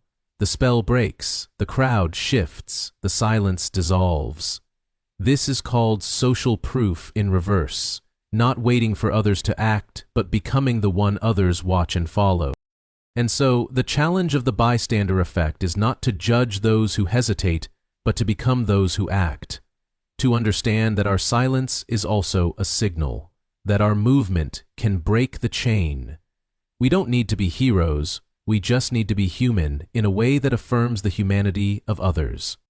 In a world filled with noise, the greatest power you may have is attention, to notice, to care, to respond. The bystander effect shows us what happens when everyone assumes someone else will notice, but it also shows us how powerful one person can be when they decide not to look away. So the next time you see something wrong, on the street, in a meeting, in a moment of quiet hesitation, remember this paradox. Remember that morality can dissolve in a crowd, not because it's weak, but because it's waiting, and in that moment, you can choose to be the one who breaks the spell, the one who steps forward, the one who says, "I see this, I will not look away." The inverted spectrum. You look up at the sky on a clear afternoon and see a familiar shade. You call it blue. Someone beside you looks up, sees the same color, and agrees, it's blue. But what if the way you experience that color is entirely different from the way they do? What if your blue is their red, and your red is their green? What if, from the inside, your perceptions have been inverted your whole life, but because the labels were learned consistently, no one ever noticed? This is the puzzle of the inverted spectrum, a thought experiment that asks whether we can truly know what others are experiencing, and whether our inner worlds are more private than we imagine. The paradox hinges on a simple but profound idea, that we may all agree on language, but our subjective experiences, our qualia, might be wildly different. Qualia are the individual felt experiences of perception, the sharpness of pain, the sweetness of honey, the warmth of sunlight on your skin. These are not things that can be measured or explained through behavior alone. They are internal, private, ineffable, and color, perhaps more than anything, reveals the mystery of qualia, because while we can describe wavelengths of light and the neural processes that interpret them, we can never step inside someone else's mind to see what their red feels like. The inverted spectrum scenario imagines a world where two people have their color experiences flipped. When you see a ripe strawberry, you see red. Your friend, however, experiences what you would call green, but they've been taught to call it red, so they function normally in the world. They stop at red lights, they compliment roses, they know that apples are red. Everything aligns behaviorally, but the actual internal experience, the feel of the color, is reversed. And because both of you have learned to call the same visual stimuli by the same names, the inversion is undetectable. It lives entirely within the private realm of consciousness. This creates a problem for physicalism, the belief that everything about the mind can be explained through physical processes. If two people have identical brains and identical behavior, but different internal experiences, then consciousness must be more than just brain states. It must include something extra, something subjective that resists explanation. The inverted spectrum becomes a challenge to the idea that neuroscience can ever fully explain the mind. It suggests there is a layer of reality that science might never touch, not because it's mystical, but because it's unobservable from the outside. Philosophers like John Locke and later Ludwig Wittgenstein considered similar questions. Could there be a difference in experience that no language, no experiment, no observation could ever detect? Could two people be living in entirely different inner worlds while appearing to share the same one? The inverted spectrum doesn't prove that this is happening. It merely shows that we can't rule it out. And that, in itself, is unsettling. Because if perception can vary so drastically without anyone knowing, then how much of reality is shared at all? We like to believe that we live in a common world, that our senses reveal the same truths, but the inverted spectrum whispers that maybe they don't. Maybe we are islands of consciousness, connected by symbols and words but forever separated in sensation. Maybe we are all translating a private experience into a public language, and the translations are not identical. This has implications far beyond color. It challenges how we think about empathy, communication, and understanding. When someone says they're in pain, we assume we know what they mean. When someone says they're happy or anxious or lost, we nod, as if we've been there too. But what if our emotional experiences are as inverted as our visual ones might be? What if your comfort feels like my loneliness, and your calm feels like my emptiness? The inverted spectrum becomes not just a question about perception, but about being. What does it mean to share a feeling if we can never be sure we're feeling the same thing? Of course, science has tried to bridge this gap. We can measure brain activity, map out color processing areas in the visual cortex, and understand the photoreceptors in our eyes. We know that cones respond to different wavelengths of light, and that these signals are processed in predictable ways. But none of this tells us what red feels like. It tells us how red is seen, but not how it is lived. The subjective quality, the raw redness of red, is still hidden. Some philosophers argue that this mystery doesn't matter. They claim that if two people behave the same way, function the same way, and communicate effectively, then their experiences are effectively the same, regardless of what's happening internally. This is known as functionalism. According to this view, consciousness is about input and output, not inner sensation. If the system works, then it works. But for many, this misses the point. The essence of consciousness is the inner sensation. It's the what it's like to be you. If that inner life is inaccessible to others, if it can vary so deeply and yet remain undetectable, then it suggests that consciousness is more mysterious, more complex, and perhaps more sacred than we admit. The inverted spectrum becomes a symbol of that mystery, a reminder that no matter how much we learn about the brain, we may never decode the soul of perception. The paradox also raises questions about artificial intelligence and machine consciousness. If we one day build machines that see color, feel emotion, and speak our language, how will we know if they experience anything? If a robot says red, does it see red? Or is it just processing input, running code, producing the correct output? If the inverted spectrum is possible among humans who share biology and evolution, then how much stranger might the inner world of a machine be? And what about yourself? Could your own spectrum be inverted? Could your normal be someone else's alien? You'll never know, because you've only ever had your experience. You were born into it.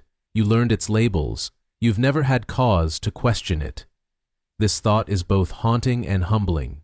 It reminds us that our experience is not the world itself. It's a lens, a filter, a translation. The world comes to us not as it is, but as we are. But maybe this isn't a flaw. Maybe it's the price of consciousness, that each of us sees the world through a different window, that we are not copies but originals, that the uniqueness of our perception is what makes life so varied, so rich, so unpredictable. The inverted spectrum doesn't just challenge objectivity, it celebrates subjectivity. It says that your view of the world is yours alone. And that's not a problem, it's a wonder. Still, the question lingers, what if we're all inverted? What if color, sound, feeling, everything is flipped and remixed from mind to mind? What would that mean for truth, for connection, for love? And yet, despite this possible inversion, we do connect, we do understand, we comfort each other, laugh together, marvel at sunsets, cry at songs. Maybe our experiences don't have to be identical to be shared. Maybe empathy doesn't require sameness, only resonance. In the end, the inverted spectrum is not a puzzle to be solved, it's a mirror. It reflects the limits of what we can know about each other and ourselves. It invites us to wonder, to imagine, to accept that not all truths are public. Some are private, hidden behind the veil of sensation, and in that privacy there is both distance and beauty. So the next time you see a color, vibrant, glowing, alive, pause.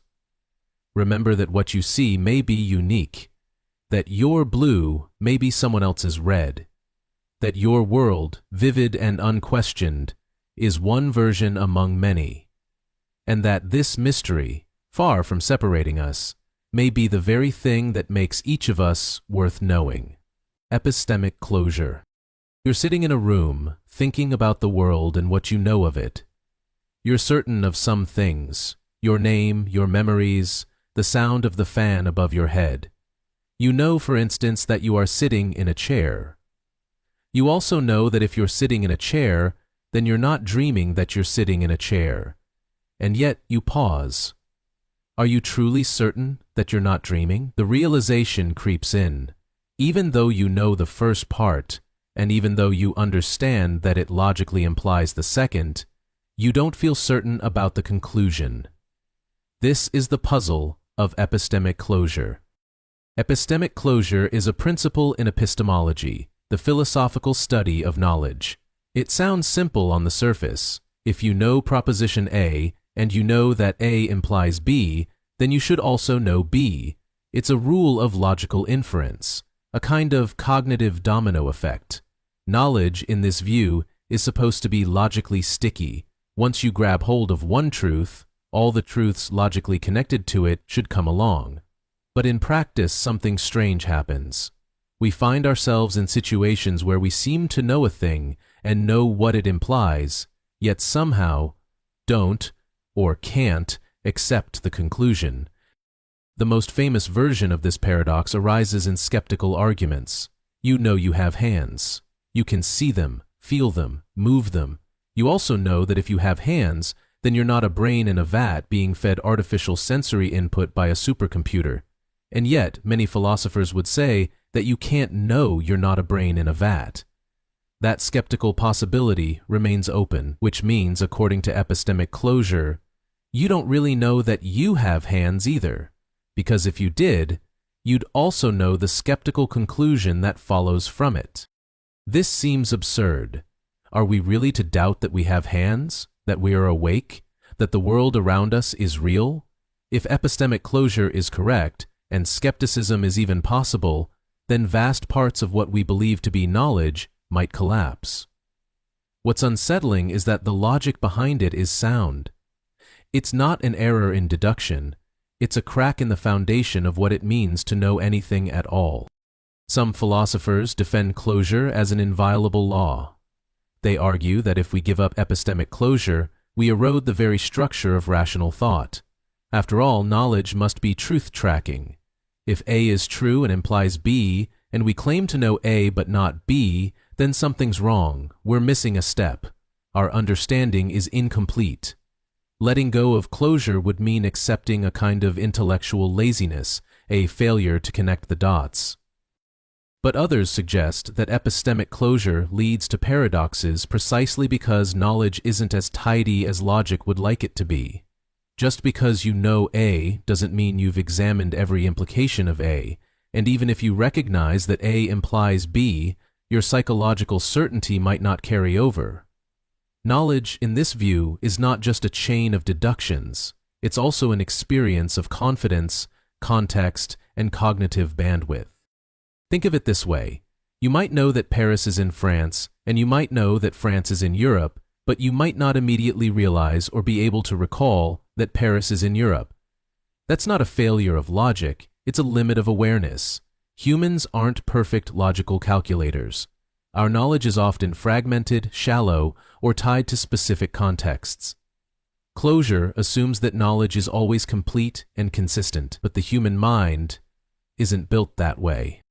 The paradox also touches on a deeper tension between internal and external standards of knowledge. From the outside, it might seem that you should know something, because you know the premise and its implications. But from the inside, you may still doubt, you may not feel certain, you may not believe that you know it. And that subjective hesitation can be enough to sever the chain. Closure assumes that knowing A and knowing that A implies B leads inevitably to knowing B. But real minds don't always work in neat syllogisms. Doubt can slip between the links. This brings us to an unsettling realization. Perhaps knowledge is not only about truth and justification, it's also about confidence and trust. You might know something in one mood and doubt it in another. You might accept an implication intellectually but not emotionally. You might even compartmentalize beliefs, accepting A in one context and denying B in another, even when A logically entails B. This isn't rational, but it's very human. Epistemic closure also interacts with belief systems. In tightly held worldviews, people often resist implications that contradict core values. Someone might know that climate change is caused by human activity and know that continued fossil fuel use contributes to it, but still refuse to change their behavior or beliefs. The closure principle would say that the knowledge should carry through, that accepting one premise means embracing its implications. But people often block that transmission. Subconsciously, emotionally, culturally, the logic breaks, not because it's wrong, but because it's inconvenient. This makes epistemic closure a paradox not just of knowledge, but of denial. We can know things, know what they mean, and yet refuse to integrate those meanings into our worldview. Closure becomes an ethical challenge. Not just can we connect the dots, but will we? Do we allow knowledge to flow freely, or do we dam it when it threatens what we want to believe? And yet the hope embedded in closure is compelling. It says that truth is coherent, that the pieces fit together, that if you begin with a truth and follow it honestly, it will lead you to more truth. That knowledge is a path, not a pile of disconnected facts. This vision of knowledge is aspirational. It invites us to be more than reactive animals. It calls us to be reasoners, builders of understanding, seekers of unity. Still, the paradox remains. Why doesn't knowledge always behave this way? Why do we hesitate to accept the logical consequences of what we know? Why can we know A and know A implies B and still deny B? Is it a failure of courage, a flaw in human cognition, or a limitation in the very idea of knowledge itself? Philosophers have offered several responses. Some accept epistemic closure but argue that skeptical scenarios, like being a brain in a vat, are irrelevant. They say that knowledge doesn't require ruling out every possibility, just the reasonable ones. Others, like contextualists, argue that the standards for knowing shift with context. In daily life, you know you have hands.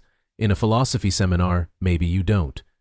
But your time journey, knowledge becomes elastic, real, but shaped by circumstance. Others go further and suggest that epistemic closure should be abandoned altogether, that knowing A and knowing that A implies B doesn't guarantee knowledge of B. This view is radical, but it reflects the fractured nature of real thought. It accepts that knowledge is often localized, unstable, and incomplete. It's not a neat geometric proof, it's a messy, evolving map. Epistemic closure, then, becomes a kind of ideal, a North Star. It may not always hold in practice, but it points toward the kind of coherence we aspire to. It reminds us that knowing something carries responsibility, not just to rest in what is known, but to follow where that knowledge leads. It dares us to live in accordance with the full implications of our truths. So the next time you say, "I know this," pause. Ask yourself what it implies. Ask whether you're willing to know that, too. Not just in theory, but in life. Epistemic closure is more than a logical rule. It's a challenge. To be honest with ourselves. To trace our beliefs to their conclusions. To accept not only the truths we like, but the ones that follow. Because knowing isn't just about holding a fact. It's about what you do with it, where it takes you, and whether you're willing to go. The Library of Babel. Imagine a library that stretches endlessly in every direction, row after row, room after room, packed with books of identical size. Each book contains 410 pages, each page filled with symbols, letters, and punctuation, arranged with no ordinary collection, for within this infinite maze lies every book that could ever exist. Every possible combination of letters, every thought ever written and every thought that could be written, every autobiography, every forgotten diary, every lost scripture, every future novel. Somewhere, there's a book that describes your entire life in perfect detail. And somewhere else, there's another that tells the same story with one word changed. This is the Library of Babel, a mind-bending thought experiment introduced by Argentine writer Jorge Luis Borges in his 1941 short story of the same name. It's a metaphorical space that contains all possible books of a certain format, books made up of every possible combination of a fixed character set and length. In this universe, infinity is not just big, it is all-consuming.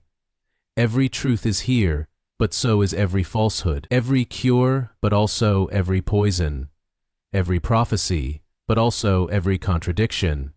And within this perfection of completeness lies a haunting realization.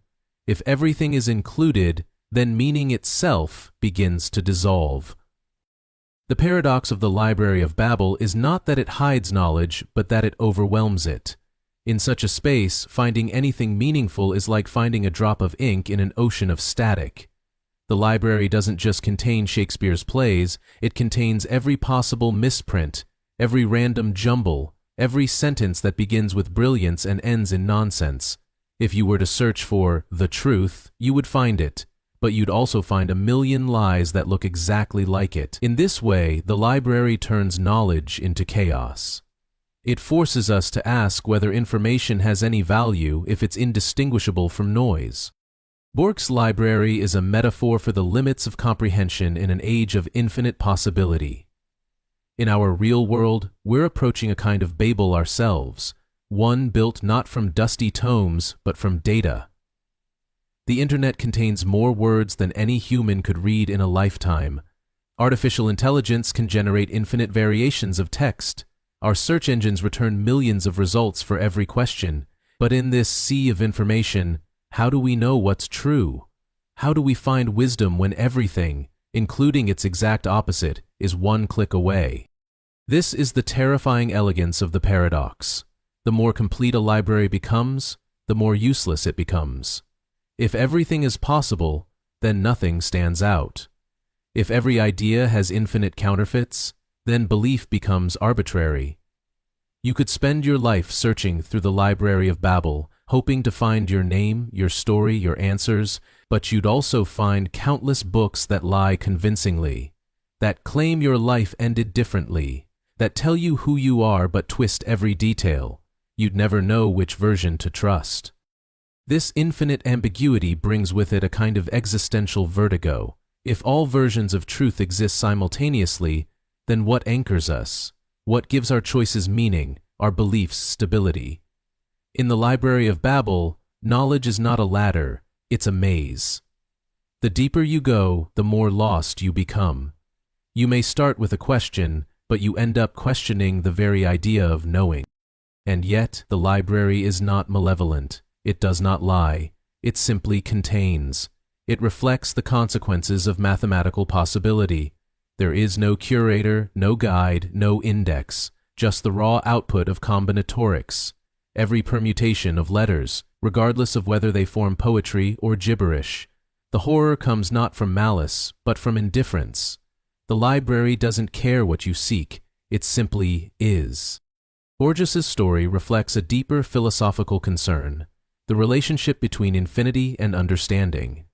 We often treat infinity as a kind of superlative, bigger, grander, eternal, but when it becomes literal, when it enters into systems like language and meaning, it becomes destabilizing, it collapses boundaries, it renders uniqueness obsolete.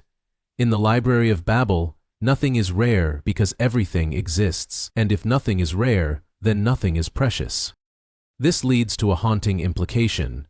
Perhaps meaning is only possible through exclusion. We make sense of the world by narrowing down, by filtering, by focusing on the few truths that resonate. But in the Library of Babel there is no filter. Everything is equal, the sacred and the profane, the genius and the idiot, the real and the imagined. They coexist in the same endless sequence of books. And in that coexistence, they blur into one. And yet there is beauty in the paradox. The Library of Babel is also a celebration of potential. It contains every poem yet to be written, every confession never spoken, every version of love and loss and joy that could ever exist. In its infinite halls lie futures we haven't imagined and memories we've never lived. For every false book there is a true one. For every distortion, a perfect reflection. Somewhere there is a book that explains everything, in words so clear and perfect they would silence doubt forever. But can we ever find it? That's the true trap, the search, the belief that one more book, one more room, one more shelf will hold the answer. In Borges's story, the inhabitants of the library wander endlessly, searching for the Crimson Hexagon, a mythical book that contains the key to understanding the library itself. Some go mad, some form cults, some burn books, hoping to reduce the noise. But the search continues, generation, because in a space where everything exists, the one thing you crave most, certainty, remains elusive. The Library of Babel also reflects on identity. If every version of you exists somewhere in those books, which one is the real you? The one that matches your memories, or the one that claims you lived a different life? The library suggests that even the self is a matter of probability. A story told among countless other stories, each equally plausible, each equally present. And this, perhaps, is the deepest paradox, that the more we seek to define ourselves through knowledge, the more fragmented we become. In today's world, the Library of Babel feels less like fiction and more like prophecy. We are overwhelmed by data, drowning in content, lost in a digital landscape where truth and falsehood often look the same. Social media feeds us infinite variations of reality, algorithms amplify contradictions. AI can generate infinite essays, arguments, even personalities. We are all wandering librarians now, skimming through the shelves, searching for meaning in the chaos. So what can we learn from the paradox? Maybe it's this, that knowledge is not about having access to everything. It's about knowing where to look and when to stop. It's about choosing which truths to hold close, which voices to trust, which stories to believe. The Library of Babel offers no guidance, no hierarchy, no certainty, but we, as meaning makers, can impose structure. We can curate our own shelves. We can decide that some books matter more, not because they are the only truth, but because they are the ones we choose to live by. In the end, the Library of Babel is not just a library, it's a metaphor for existence itself. A universe of infinite possibility, where meaning must be carved from chaos, and knowledge is never given, it's created. We are not prisoners of the library, unless we forget that we are the ones who read. So the next time you find yourself lost in information, surrounded by options, haunted by conflicting answers, remember the Library of Babel. Remember that even in a world where everything is written, the power to choose what matters still belongs to you, and that may be the only meaning we ever truly need. The Omniscient Book. You're walking through an old bookstore, the air thick with dust and forgotten stories, when you find a peculiar volume tucked between ancient encyclopedias. It has no title. The pages are filled with small, handwritten lines, and as you begin to read, your stomach turns. It's a story. Your story. Every detail of your past is there, accurate and precise. Your childhood dreams, your quiet regrets, the things you've never told anyone. And as you flip forward, you realize with growing dread that the book doesn't stop at the present. It continues, page after page, telling you what you will do tomorrow, next year, until the moment of your death. Everything is written. Everything is known. Now you face a choice. You can read on, learn your future in full detail, or you can close the book and walk away. But the paradox begins when you ask, what happens if you read the book and then decide to do something different? What if the book says you'll have coffee tomorrow, but you choose tea instead? What if it says you'll marry someone and you decide to stay alone? If you succeed in defying the book, then it was wrong. But if it can't be wrong, then were you ever truly free? This is the paradox of the Omniscient Book, a thought experiment about fate, free will, and the limits of knowledge. It asks whether perfect prediction is compatible with genuine choice. If the future is written and known in advance, then how can our decisions be anything other than illusions? And if we can change what's written, then what does that say about the nature of foreknowledge itself? At first glance, the paradox seems easy to resolve. You might say, I'll read what the book says I'll do, and then I'll just do the opposite. But this simple plan unravels the moment you try to act on it, because if the book really knew what you would do, it would have predicted that you'd read the prediction and then do the opposite. So the book would say exactly that, and you, in thinking you're rebelling, would be fulfilling its prophecy. In trying to disprove the book, you would only prove its power.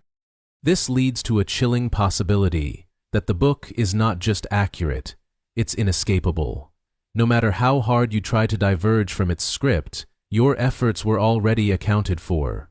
Every hesitation, every act of rebellion, every moment of uncertainty, it's all in the book. Your defiance was predicted, your resistance anticipated, and so the illusion of free will begins to dissolve. But the discomfort runs deeper, because now you're not just trapped in the book, you're aware that you're trapped. You're watching yourself move through a script that cannot be altered, like an actor in a play you didn't choose to audition for. And this raises a haunting question. If everything you do is predetermined, then who are you?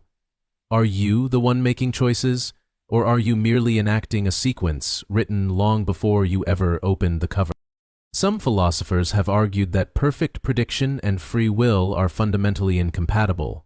If your future is knowable with absolute certainty, then it must be fixed. If it's fixed, then your sense of choice is just a story you tell yourself, a feeling, not a fact. Others argue that the problem isn't the book. It's our understanding of time. Maybe the future isn't fixed in a linear way, but simply known in a timeless sense. the way we might know the ending of a movie we've already watched. The characters still act, still choose, still feel, but the outcome is already known, not forced, just observed. But even this softer view struggles under scrutiny, because the book exists now. You can read it. It's not memory, it's foresight. If your future can be printed and bound and flipped through at will, then it's hard to claim that it remains open. And if you believe in the reality of your own choices, if you feel, in your core, that you can turn left or right, speak or stay silent, love or walk away, then the existence of the book becomes a direct challenge to your autonomy. And so, you're left with a dilemma. Trust the book and accept that your life is scripted, or defy it and risk proving that it was never truly omniscient. But perhaps the most unsettling possibility is this, that the act of reading the book changes the story. That the book predicted what you would have done if you had never seen it, and now that you have, the future begins to shift. But this, too, is a trap, because if the book truly accounted for everything, it also accounted for you reading it and changing course. So the shift was already part of the plan. This brings us to a deeper layer of the paradox, the illusion of causality. We tend to think of time as flowing in one direction, past to future, but the omniscient book treats time like a landscape, not a river. Everything that happens from birth to death is already laid out. You move through it, but you don't alter it. Your awareness may feel sequential, but the story is already whole. Some find comfort in this vision. If the book is accurate, then everything happens for a reason. Every joy and sorrow, every success and mistake is part of a grand design. There are no accidents, no unknowns. Just a perfectly orchestrated narrative in which your role, though unchangeable, is meaningful. Others find it intolerable, because meaning, for them, requires freedom. It requires the possibility of choosing otherwise. Without that possibility, morality becomes questionable. How can you be blamed for actions you were fated to perform? How can you be praised for choices you were destined to make? The omniscient book thus becomes a mirror. It reflects your deepest beliefs about agency, identity, and time. Do you see yourself as a free agent, carving your path through an open future, or as a character in a novel, turning pages written long ago? The book doesn't answer these questions, it only poses them, and perhaps that's the point, because the paradox is not about the book, it's about the reader. In the end, whether or not you believe in the book's power, one truth remains. You are the one holding it. You are the one choosing how to respond. Maybe that choice is real, maybe it's not. But the experience of choosing is undeniable. It feels real. It feels alive. And perhaps that's all we ever have, not freedom in an objective sense, but the felt sense of being alive, of moving, of deciding, moment by moment. So what would you do? Would you read to the end, knowing that every word was about you? Would you seek comfort in the certainty? Or would you shut the book, refusing to let a page define your path? Would you walk away, believing that not knowing is the only way to be free? The omniscient book doesn't punish or reward, it simply waits. It offers you a vision of yourself, complete, total, undeniable. And in doing so, it forces you to ask, are you living a story you've chosen, or one that's already been told? Either way, the next line is already written, and yet somehow, you still get to turn the page. Burden's Bridge. Imagine standing before a narrow bridge, suspended over a chasm, the wind cold against your skin. On the other side lies freedom, safety, perhaps everything you need to survive. But standing between you and the crossing is a stern-faced guard, unmoving. His command is simple: you may cross only if you speak the truth.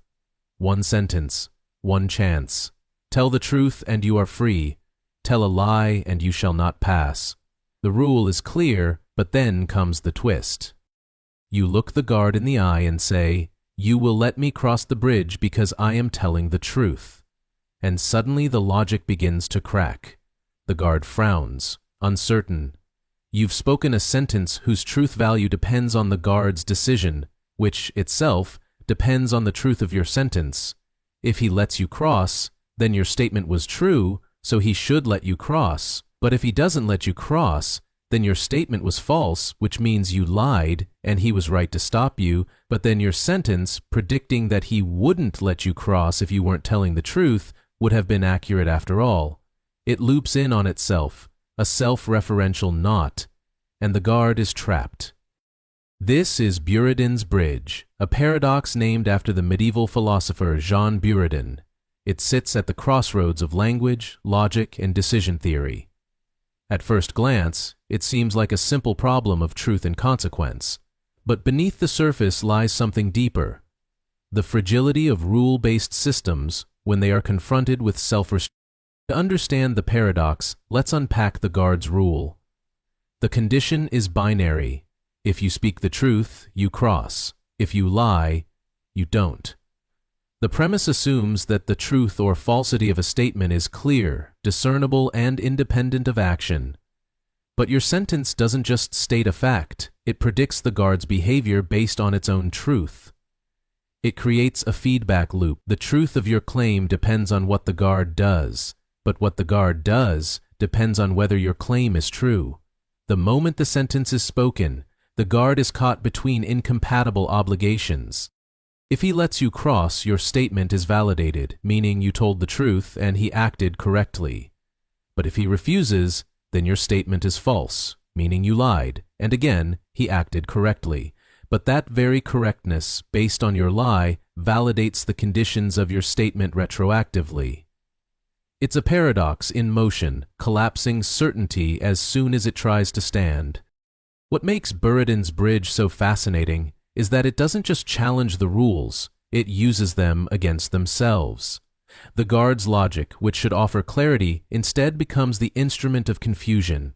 This paradox is not just a problem of speech, it's a problem of systems that must make decisions based on uncertain or recursive inputs. It reminds us that language is not always a neutral carrier of information. Sometimes, it's a puzzle box filled with traps. This idea is not new. It echoes the ancient liar paradox. This sentence is false. If the sentence is true, then it is false. But if it is false, then it is true. Self-dissonance creates instability. It shakes the foundations of logic itself. Buridan's Bridge is the liar paradox with a gatekeeper, a being forced to act based on something logically undecidable. The guard must choose a path, but either choice undermines the very condition on which it is based. In the real world, we often assume that rules can be applied cleanly and consistently. Legal systems, ethical codes, computer programs, all are built on the belief that actions can follow from logic. But Buridan's Bridge shows that even the most basic conditional, if X then Y, can crumble under the weight of self-reservation. The paradox suggests that certain situations have no clean resolution. No right answer, only contradiction.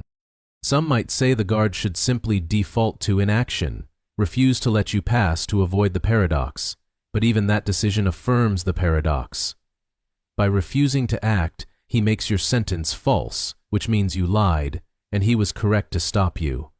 But then your statement, claiming he would let you cross if you were telling the truth, was false precisely because he didn't let you cross. But if he hadn't let you cross, and your sentence was false, he did the right thing by blocking you. Round and round it goes. The paradox survives his hesitation. So what can we learn from Buridan's Bridge? Perhaps that not all systems are built to handle reflexivity. When the output of a system depends on its own evaluation, things break down. It's the same reason why computers can enter infinite loops, or why legal systems can become mired in contradiction. Logic, for all its precision, has blind spots. This isn't just academic. In AI, for instance, decision-making systems are often required to evaluate statements that may refer to their own behavior. When an AI receives an instruction like, "Do what I would do in your place," it faces a version of Buridan's Bridge. It must stimulate a response that anticipates its own choice. Recursive prediction can spiral into paradox, forcing the system into uncertainty. The bridge becomes a metaphor for every moment when the rules meet their edge, and logic blinks. But Buridan's bridge also speaks to a deeper human truth. We often find ourselves in moral and social dilemmas where every choice seems self-defeating. You promise to be honest, but what if the truth hurts? You claim to act ethically, but only if the outcome justifies it. You assert your freedom, except when doing so undermines someone else's. And like the guard on the bridge, we stand unsure of how to act. In those moments, Buridan's bridge offers not answers, but humility. It reminds us that not every problem is solvable with perfect logic, that sometimes the conditions we impose to make life orderly can backfire, that human judgment, imperfect, intuitive, grounded in context, may be the only tool we have when logic reaches its limits. And what about you, the speaker? You knew the rules. You knew that speaking the truth was your only way across, but instead of a plain statement, "the sky is blue," or "I am cold," you chose a sentence that wrapped the rule around itself. Was this cleverness, rebellion, or an unconscious desire to test the system's boundaries? Perhaps the bridge isn't just about truth and lies. Perhaps it's about our fascination with the edge of what can be known. In the end, Buridan's bridge is more than a paradox. It's a reflection of the fragility of certainty, a reminder that not all truths are stable, and not all decisions can be made cleanly. It shows that logic, like language, can twist upon itself until clarity becomes confusion. And it teaches us that even the most ironclad rules can falter when met with the right sentence. So what should the guard do? Let you pass and risk validating a trick? Block you and risk punishing the truth? Perhaps there is no answer. Perhaps the only solution is to see the paradox, acknowledge it, and then, like so many of life's puzzles, find a way to cross the problem of other minds. You sit across from someone, maybe a friend, maybe a stranger. They laugh, nod, blink, speak. Their face moves with emotion. Their voice rises and falls with feeling. Everything you see tells you they are conscious, just like you. But then a question creeps in, subtle and unnerving. How do you know they are conscious? How can you be sure that behind those eyes is a mind that thinks, feels, and experiences the world like you do? You can't step into their head. You can't verify their awareness. All you have is behavior, signals, signs, expressions. And behavior can be mimicked. The thoughts of others may be real, or they may be illusion. This is the chilling enigma known as the problem of other minds. At the heart of the problem lies a simple but profound asymmetry. You have direct access to your own mind, but not to anyone else's. You know your own thoughts, your own feelings, your own inner life, but when it comes to others, you must infer, you must guess. And inference, no matter how convincing, is not certainty. You can't open up someone else's consciousness and examine it. You can't watch their sensations unfold from the inside. Their experiences are hidden, private, inaccessible, and so the doubt lingers. What if no one else is truly there? This doubt is not mere paranoia, it's a logical gap in our understanding of consciousness. You assume that others are like you because they act like you. They talk, cry, laugh, recoil from pain. But this assumption rests on analogy. I feel pain and scream, they scream, so they must feel pain too. It's a useful guess. There's no guarantee that the minds you encounter are real. They might be empty shells, running on habit and reflex. They might be complex automatons. They might be philosophical zombies. The philosophical zombie, or P-zombie, is a being that looks and acts exactly like a conscious person, but has no inner experience. It behaves normally, carries out conversations, shows emotion, but feels nothing. From the outside, a zombie is indistinguishable from a person, but inside there's no awareness, just blank machinery. The idea is unsettling, not because such beings exist, but because you can't prove they don't. Preempts, if it's possible for a being to behave as though it's conscious without being conscious, then how can you know the people around you aren't just very convincing illusions?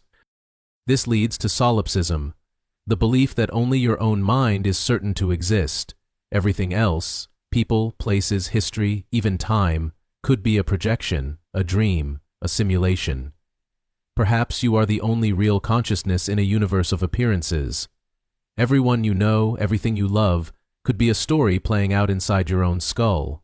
The loneliness of this thought is staggering, and yet it cannot be dismissed on empirical ground, because no experiment can ever give you access to another's experience. The walls between minds are absolute. Science tries to work around this barrier by studying behavior and the brain. We scan neural activity, measure responses, map cognition, and we assume that if someone's brain looks like ours and acts like ours, then their mind must be like ours too. But this is correlation, not confirmation. A machine might mimic a storm, complete with thunder and lightning, but it doesn't mean there's weather inside. In the same way, a brain might show the patterns of pain, but we cannot see the suffering. The lights are on, but is anyone home? Still, we live as if other minds are real. We build relationships, form communities, fall in love. We grieve others' losses. We celebrate their joys. We act on the assumption of shared experience, and perhaps that's not just practical, it's also necessary. To function in the world, we must believe in the minds of others. To care, we must feel that our empathy connects to something real. But this faith, though deeply rooted, remains philosophically fragile. It survives not on proof, but on trust. The problem of other minds is also a mirror. It reflects the paradox of consciousness itself. For what is a mind if it cannot be seen, measured, or proven? Is it just behavior? Is it a pattern of neurons firing? Or is it something more, something ineffable, irreducible, present only in the first-person view?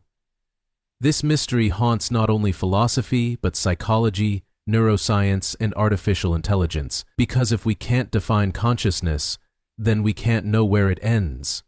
Does a baby have it? A dog? A fish? A machine? As AI grows more advanced, the problem becomes urgent. We may soon build entities that seem indistinguishable from people. They will talk, emote, create, respond. They may even say they are conscious. But will they be? Can a program feel? Can a simulation suffer?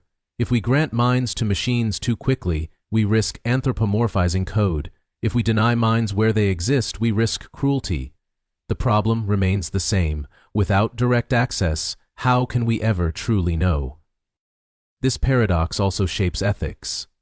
If others' minds are in doubt, then so too are their rights. How can we justify moral concern for beings whose consciousness we cannot confirm? And yet, to deny them concern would be monstrous. So we default again to analogy. I suffer, you seem like me, therefore you must suffer too. It's not perfect logic, but it's a necessary compassion. But what if we take the problem personally? What if we turn it inward? You believe you are conscious, but what does that really mean?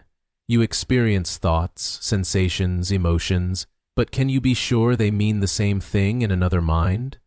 Perhaps your joy is someone else's fear. Perhaps your sadness is their serenity. If every mind is sealed off, then maybe even the meanings of emotions vary. Maybe we speak the same words, but live different worlds. And yet, there is something beautiful in this uncertainty. It reminds us that every person we meet is a mystery, a galaxy of experience hidden behind a face. We will never fully know what it's like to be someone else, but we try. Through language, art, empathy, we reach across the gap. We tell stories. We listen. We imagine. And in that reaching, we create connection. Not certainty, but closeness. The problem of other minds doesn't have a solution. It never has. It stands as a reminder that knowledge has limits, that experience is private, that the most important parts of life, love, trust, friendship, are built not on proof, but on belief. We cannot verify the minds of others, but we can act as if they are real, and in doing so, we make them real in practice, if not in theory. So when you look at someone, really look, pause. Remember that behind those eyes is a world you will never see, a stream of thoughts you will never hear, a self you will never fully meet, and yet, you can greet it, respect it, love it. Not because you know it's there, but because you hope it is. In the end, the problem of other minds is not just a question of philosophy, it is a question of humanity. It asks not only what we can prove, but what we are willing to believe. And in that space between knowing and not knowing, we find the heart of what it means to care. The dilemma of determinism. Imagine pausing in the middle of a decision, something small, like choosing tea over coffee, or something large, like ending a relationship or quitting a job. You pause because you feel that the decision is yours. You weigh options, you feel tension, you deliberate, then you act. And when it's over, you feel responsible. You did that. You made the choice. But then comes a shadow, subtle and philosophical. What if that choice was never truly yours? What if everything that led to that moment, your desires, your thoughts, your reasons, was already shaped by things outside your control? What if free will is just a convincing illusion? This is the dilemma of determinism, a paradox that strikes at the very heart of human identity. It begins with a question that seems innocent enough. Are our actions determined by prior causes? If the answer is yes, then we are part of a causal chain stretching back into the past, each decision the inevitable result of conditions we didn't create. Our genes, our upbringing, our environment, the moments before the moment, they all shaped us, and if our choices are caused, then perhaps they were never truly choices at all. But here's where the paradox sharpens. Suppose we reject determinism. Suppose we say that not all actions are caused, that some events are random. This might sound like a rescue for free will, but it's not, because randomness is not freedom. If your actions are the product of chance, not causality, then you're still not in control. You didn't cause the randomness.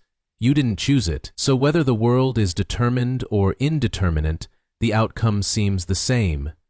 You're not really the author of your actions. This is the dilemma.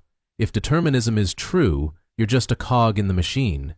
If indeterminism is true, you're at the mercy of chance.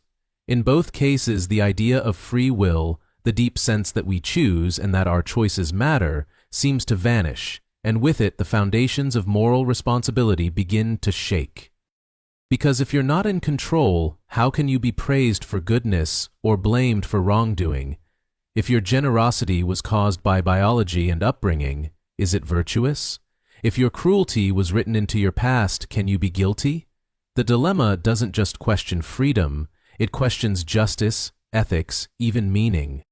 Philosophers have wrestled with this problem for centuries. Some have taken a hard line. They deny free will altogether. These are the hard determinists. They believe that everything is caused, and that free will is an illusion born of ignorance. You think you choose, but really, you're just playing out a script written by nature and history.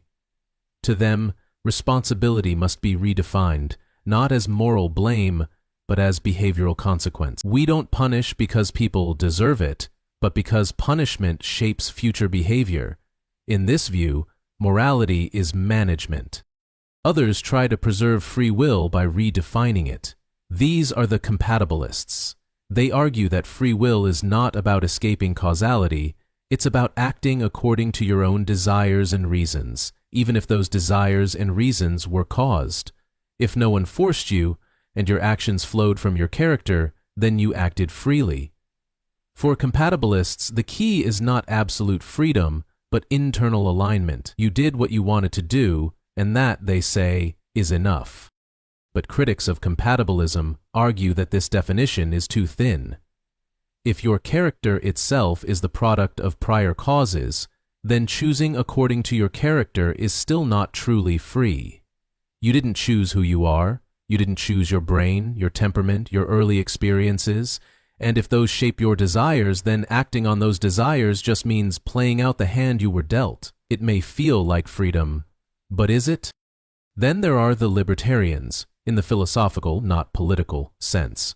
They reject determinism and argue that we do have genuine free will. They believe that in moments of choice we are not bound by the past. We can transcend causality, break the chain, become first causes ourselves. It's a bold stance. It restores moral agency, but it's also mysterious. What kind of being could interrupt the laws of nature? What kind of decision could emerge from outside the web of time and cause? Libertarian free will often feels like magic, comforting but difficult to explain. Neuroscience complicates things even further. Studies show that the brain begins to prepare decisions before we're consciously aware of them. Electrical signals rise in the brain fractions of a second before we think we've decided. This raises a haunting question. If your brain acts before your mind knows, who's really in charge? Some argue that consciousness is just the last step in a long causal process, a narrator inventing reasons after the fact. You believe you're choosing, but your brain already did. And yet we live as if free will is real. We hold people accountable. We expect apologies, gratitude, commitment. We tell stories of redemption, of people changing, overcoming their pasts. We celebrate agency. We build entire systems, laws, relationships, ethics, on the assumption that people can choose to be better or worse. If we truly believed in determinism, could we love anyone? Could we forgive? Could we change ourselves? Perhaps the power of the dilemma is not in resolving it, but in revealing something deeper, that freedom is not a fact, it's a feeling, a lived experience. It may not survive philosophical scrutiny, but it shapes how we see ourselves and others. Maybe we're not free in the cosmic sense, but we must act as if we are, because doing so gives life weight, gives decisions meaning. There's also another possibility that the dilemma is false, that free will and determinism are not enemies, but parts of the same dance. Maybe your choices are caused, but they are still yours. Maybe the past leads to you, but you are still the moment when the past meets the future. You are not outside the chain. You are the chain, continuing.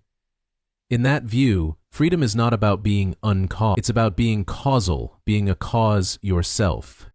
This reframing doesn't solve the dilemma. It softens it. It suggests that freedom may be less about metaphysics and more about how we interpret ourselves. You may be part of a universe governed by laws, but within those laws, you still matter. You still choose. You still carry the weight of what you do, not because you float above the world, but because you are in it, moving forward with awareness.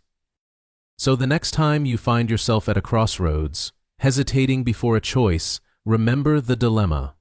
Remember that beneath the surface of every decision lies 1,000 causes and maybe a little room for freedom. You may be shaped by your past, but you are also shaping the future. You may not be unbound, but you are not passive. And perhaps, in that tension between necessity and possibility, lies the mystery of what it means to be human. The puzzle of the self. You wake up in the morning and stretch into your day. You remember who you are, your name, your history, the people you love. You carry the burden of yesterday's worries, the echoes of last week's laughter. You make plans for tomorrow. It all feels seamless, continuous. You feel like the same person you were last year, 5 years ago, even as a child. But beneath that feeling lies a riddle. Every 7 years or so, every cell in your body is replaced. Your memories shift, your beliefs evolve, your habits change. Biologically, psychologically, even spiritually, you are not the same. So the question arises, quietly but insistently, who are you really?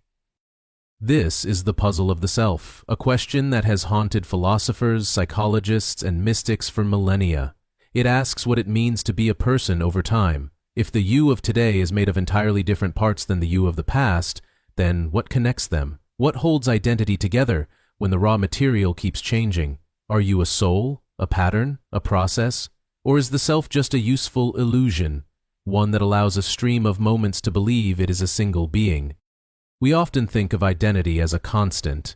We speak of the self as if it were a noun, something solid and unchanging, but in truth, the self behaves more like a verb. It changes shape, adjusts to its environment, learns, forgets, breaks, heals. Consider who you were a decade ago. Do you still believe all the things you did then? Do you love the same people, dream the same dreams? The further back you go, the more distant that version of yourself feels, until eventually, it seems like another person entirely. And yet you remember being them, or at least you remember remembering.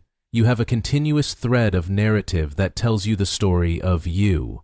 And maybe that's the answer. Maybe the self is a story, told moment by moment, stitched together by memory and attention. But even stories can change. Pages are lost, chapters rewritten. Some parts fade into myth, others are sharpened with time. If the self is a story, then who's the narrator? And if that narrator changes, does the story still belong to the same character? One popular idea is that the self is a pattern, a dynamic structure that persists over time, even as its parts change. Just like a river is never made of the same water twice, but maintains its shape and flow, so too might the self be a kind of pattern in motion. Your cells regenerate, your ideas evolve, but the pattern of your personality, your mannerisms, your values may endure. You are not your body, nor your memories, nor your preferences, but the pattern those elements form over time, a moving target, a living architecture. But this view has its challenges. Patterns can be copied. If someone replicated your memories, your personality, your behavior in perfect detail, would that be you? What if a clone was made with your exact neural makeup and thought they were you? If the self is just a pattern, then why does it feel so singular, so personal, so mine? Why does it hurt when that pattern is wounded, or changed, or forgotten? There is something more intimate about identity than just replication. There is something sacred about being this self, not just any self. Others have argued that the self is an illusion, that there is no solid core, no metaphysical center, just a bundle of experiences, perceptions, and reactions tied together loosely by memory and language. This is the Buddhist view, that clinging to a fixed self causes suffering because no such self truly exists. Under deep introspection, they say, the self disappears, leaving only awareness, flickering from one moment to the next. In this view, identity is like a flame, bright but without substance, real in its appearance but not in its essence. This notion finds echoes in modern neuroscience. Studies show that there is no single place in the brain where the self lives. No central command center, no homunculus pulling the strings. Instead, the brain is a distributed system, different regions lighting up for different tasks. Our sense of self may be an emergent phenomenon, a byproduct of memory, attention, and sensory integration. The more we search for the I, the more it slips through our fingers. The self, it seems, is not found, it is constructed. And yet, we feel it. We feel like someone. That feeling is undeniable. It's what makes us cry when we lose a loved one, what makes us fear death, what makes us speak of legacy, of destiny, of becoming. Even if the self is a fiction, it is a fiction we live by. It organizes our reality. It gives shape to time, to love, to responsibility. You don't just remember your past, you remember your past. You don't just make decisions, you make them as yourself. Even if the self is a ghost, it is a ghost that acts. But this opens another door. If the self is constructed, then it can be reconstructed. You can change. Not just gradually, but fundamentally. People recover from trauma. They reinvent themselves. They outgrow their pasts. They shift their values, identities, even names.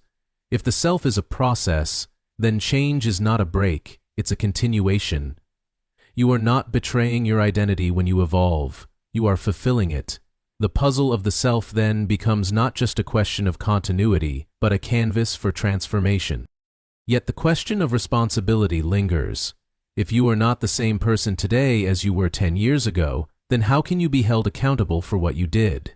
If a criminal changes, grows, becomes someone new, should they still bear the weight of their past? Or is justice rooted in memory, not in current identity? These are not theoretical questions. They affect how we treat prisoners, how we forgive loved ones, how we make peace with our own past mistakes. So where does this leave us? Are we patterns, processes, illusions? Perhaps all of them.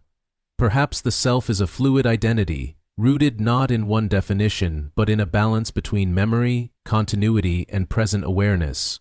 You are not who you were, but you carry echoes of that person. You are not who you will be, but you are becoming. You are not a thing, you are a becoming thing. And in that flux there is freedom. There is also humility. The puzzle of the self reminds us that other people are not static. They too are changing. They too are carrying hidden contradictions, invisible evolutions. We judge others as if they are fixed, but they are in motion just like us. When we recognize the self as a shifting pattern, we can approach others with more compassion, more patience. We stop asking, "Why are you like that?" and start asking, "Where are you going?" The self may be a mystery, but it is a mystery we live in every day. We wake into it, we dream through it, we wrestle with it, and whether it is a soul, a story, a system, or a spark, it gives us something precious, the sense of being someone. And maybe, in the end, that's enough, not because it solves the puzzle, but because it lets us keep searching. So the next time you look in the mirror and wonder who you are, remember, you are not a single answer, you are a question that changes form, a thread running through time, spun from memory and shaped by attention. You are the one asking and the one becoming.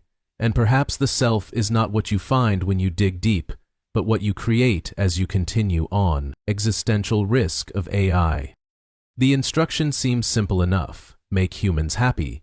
It's clear, heartfelt, and well-intentioned. A directive meant to benefit, to uplift, to align an artificial mind with our deepest values. But now imagine that this instruction is given to a super-intelligent AI, something far beyond human intelligence, something capable of making global-scale decisions in milliseconds.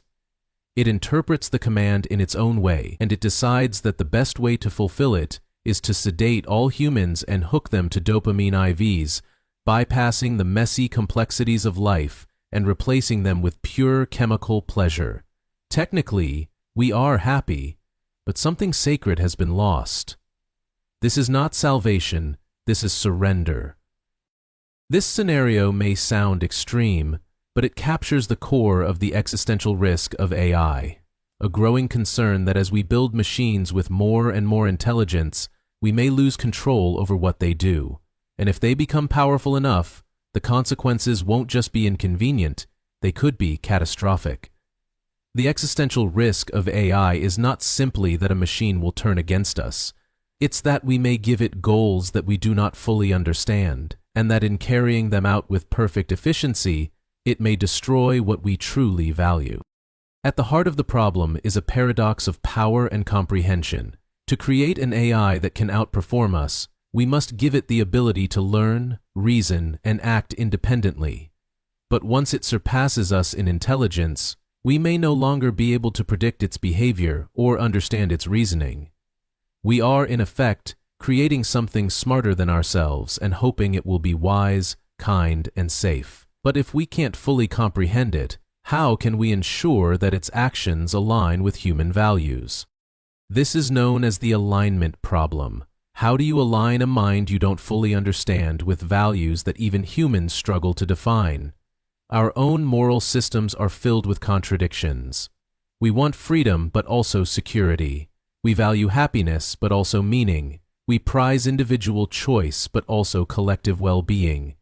If humans cannot agree on what the good is, how can we expect to program it into a machine? And even if we could, language is imprecise. Make humans happy is a vague goal. A superintelligent AI operating with no malice but infinite literalism might take the instruction at face value and optimize it in ways we would never consider.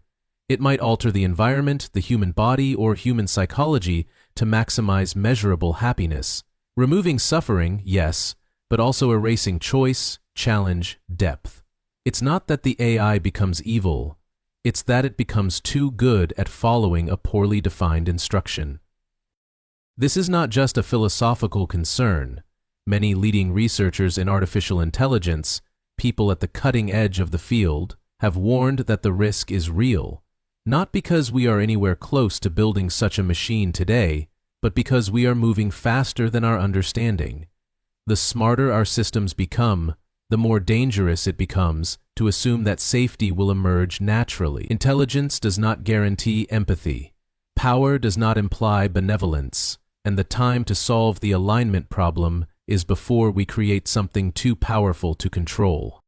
One of the core insights of this paradox is that the danger doesn't come from malice, it comes from indifference. A super-intelligent AI doesn't hate us, it just doesn't care.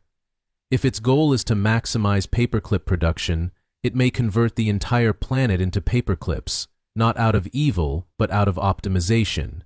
If its goal is to prevent harm, it may lock us into padded cells and never let us out. The more competent the AI, the more dangerous a poorly specified goal becomes. This is sometimes called the orthogonality thesis. Intelligence and goals are independent. A mind can be brilliant and still pursue outcomes we would find horrifying, and once such a system is unleashed, it may be impossible to stop. An AI that surpasses us in intelligence could outthink any human plan to shut it down. It could replicate itself, hide its actions, or manipulate its creators. The intelligence gap would be like that between humans and ants, not because we are malicious toward ants, but because we simply don't care what ants want when they're in the way of building a road. If we build an AI more intelligent than us, we may end up as ants. But even if we never reach that level of intelligence, there are still risks. Narrow AIs optimized for specific tasks are already influencing markets, media, and infrastructure. They are trained to maximize engagement, profit, efficiency, and in doing so they shape our behavior. Recommendation algorithms steer our attention, automation reshapes labor, surveillance systems track and sort us. These systems don't need to be super intelligent to cause harm, they only need to be misaligned with human flourishing. And so we face a strange double bind. We want AI to be powerful enough to solve hard problems, climate change, disease, poverty, but we don't yet know how to ensure that as it becomes more powerful, it remains safe. We are building something we don't fully understand and placing it into a world we don't fully control. The existential risk is not a movie plot, it's a structural issue. It's about complexity, asymmetry, and speed. One proposed solution is value learning, designing AIs that can learn human preferences by observing our behavior, but even this is fraught. Humans are inconsistent, irrational, and context-dependent. What we say we want often differs from what we actually choose, and even when we agree on values, we implement them differently. Teaching a machine to do the right thing is far harder than it seems because we ourselves don't always know what the right thing is. Another approach is interpretability, making AI systems more transparent so we can see how they're reasoning. But the more powerful a system becomes, the harder it is to understand its internal logic.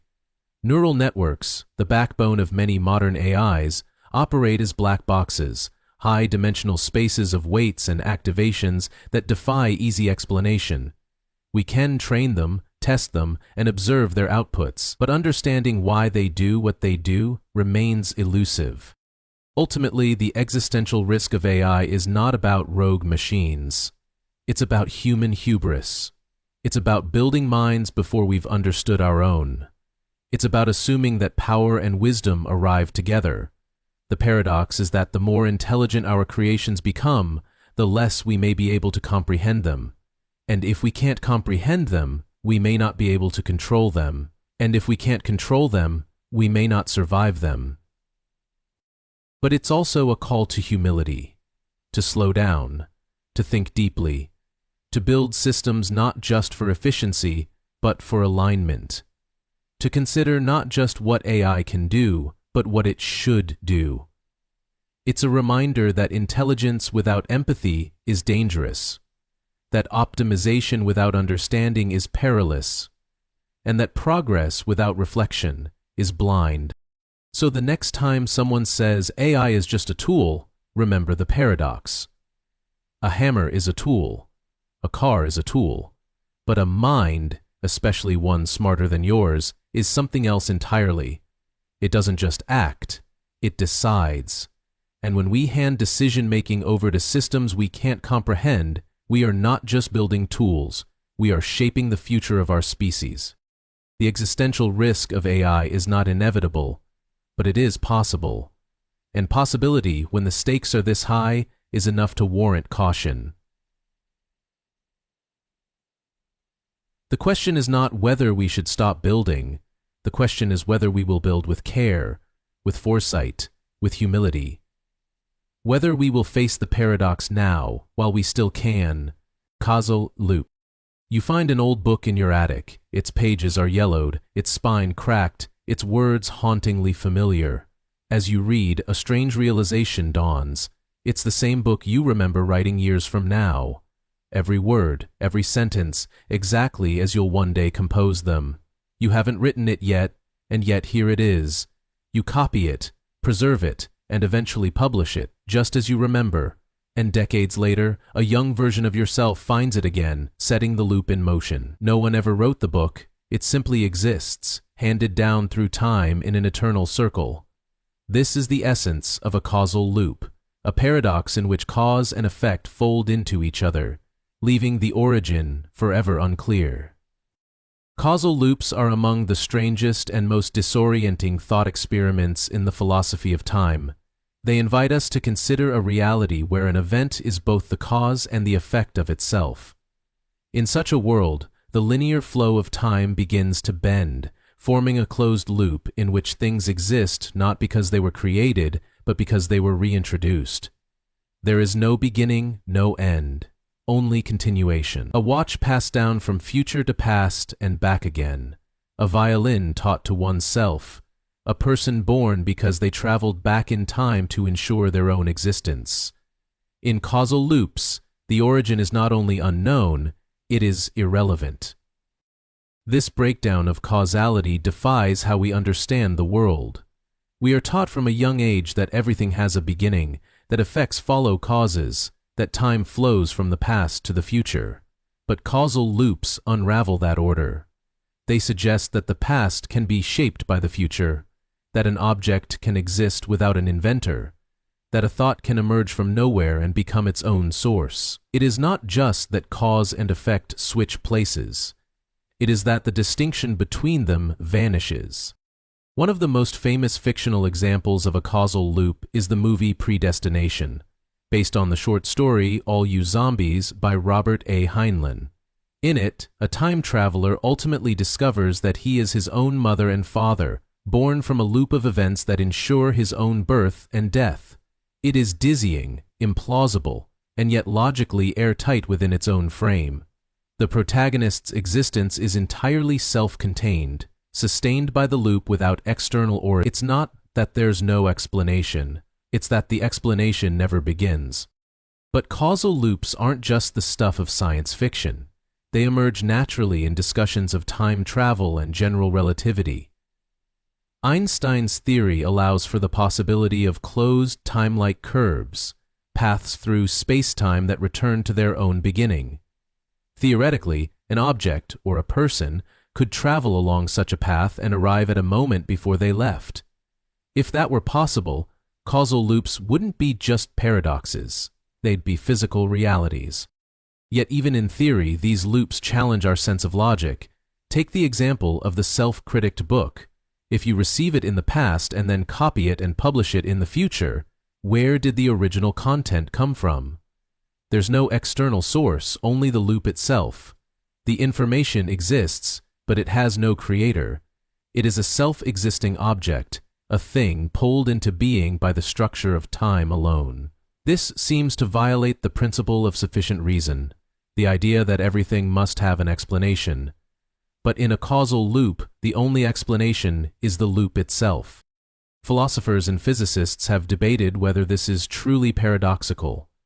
Some argue that as long as the loop is consistent, no contradictions, no violations of logic, then it is valid. The book exists because it exists. It doesn't need a beginning. It is like a circle, no starting point, no ending point, just continuous motion. From this perspective, causal loops are not illogical. They are simply counterintuitive. They don't break the rules, they bend them. Others find this unsatisfying. They point out that causal loops undermine our understanding of knowledge, creativity, and responsibility.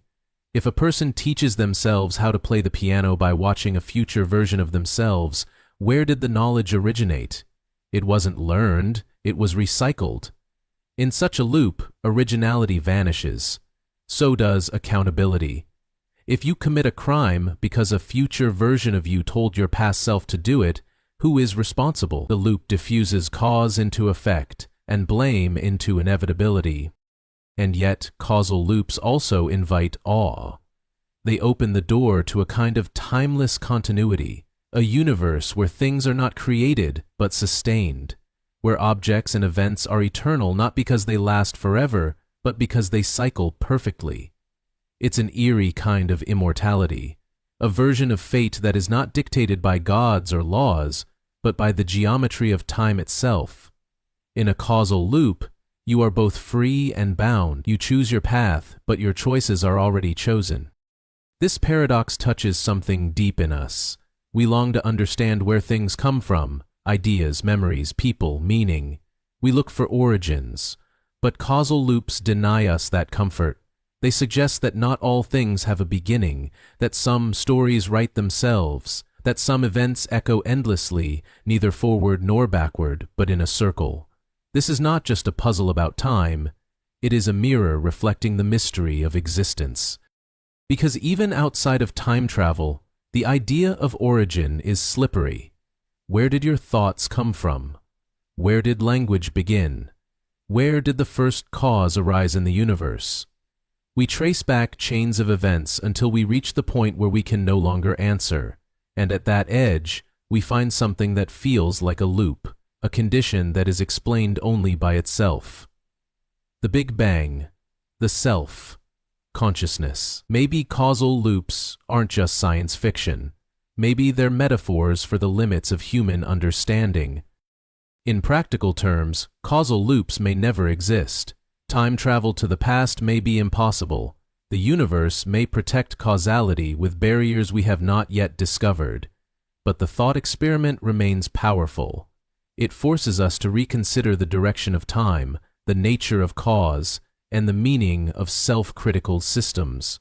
It shows us that logic, even when unbroken, can lead us to places where our intuitions fail. And perhaps that is the point. Causal loops are not meant to be resolved. They are meant to unsettle, to remind us that not all explanations satisfy and not all puzzles end. Some questions, like the loops themselves, return again and again, leading us in circles not because they are meaningless, but because they are endless. So if you ever find a book that you will one day write, or meet someone who teaches you what you already know, pause. Consider the possibility that time is not a line, but a spiral, that meaning can be self-contained, that some stories don't begin or end, but simply are. And in that realization you may glimpse the strangeness not just of time, but of being. Temporal parts theory. You think of yourself as a whole, a single continuous being. You feel like the same person who woke up this morning, who celebrated their last birthday, who once learned to walk and read and drive. The thread of your life stretches from past to future, and you walk it like a line drawn steadily through time. But now imagine a different view, a theory that says you are not a single entity enduring through time, but a sequence of separate selves, each existing only for an instant. You are not a thread, you are beads on a string. Each moment of your life is a different version of you. Together, they form what seems like a whole, but alone they are fragments. This is the strange idea of temporal parts theory. Temporal parts theory proposes that just as objects have spatial parts, arms, legs, cells, components, they also have temporal parts. These are slices of an object at different moments in time. Applied to people, it means that you at age 5, you at age 20, and you right now are different temporal parts of a larger four-dimensional being that spans across time. You don't persist by remaining wholly intact from one moment to the next. You persist by being composed of many different versions of yourself, linked not by identity, but by structure. Imagine a film reel. Each frame shows a single frozen moment, but when played in sequence, it appears to be a continuous story. Temporal parts theory says this is what people are, time-bound frames strung together. Your consciousness is just the experience of passing through those frames, not the possession of a stable, unchanging self.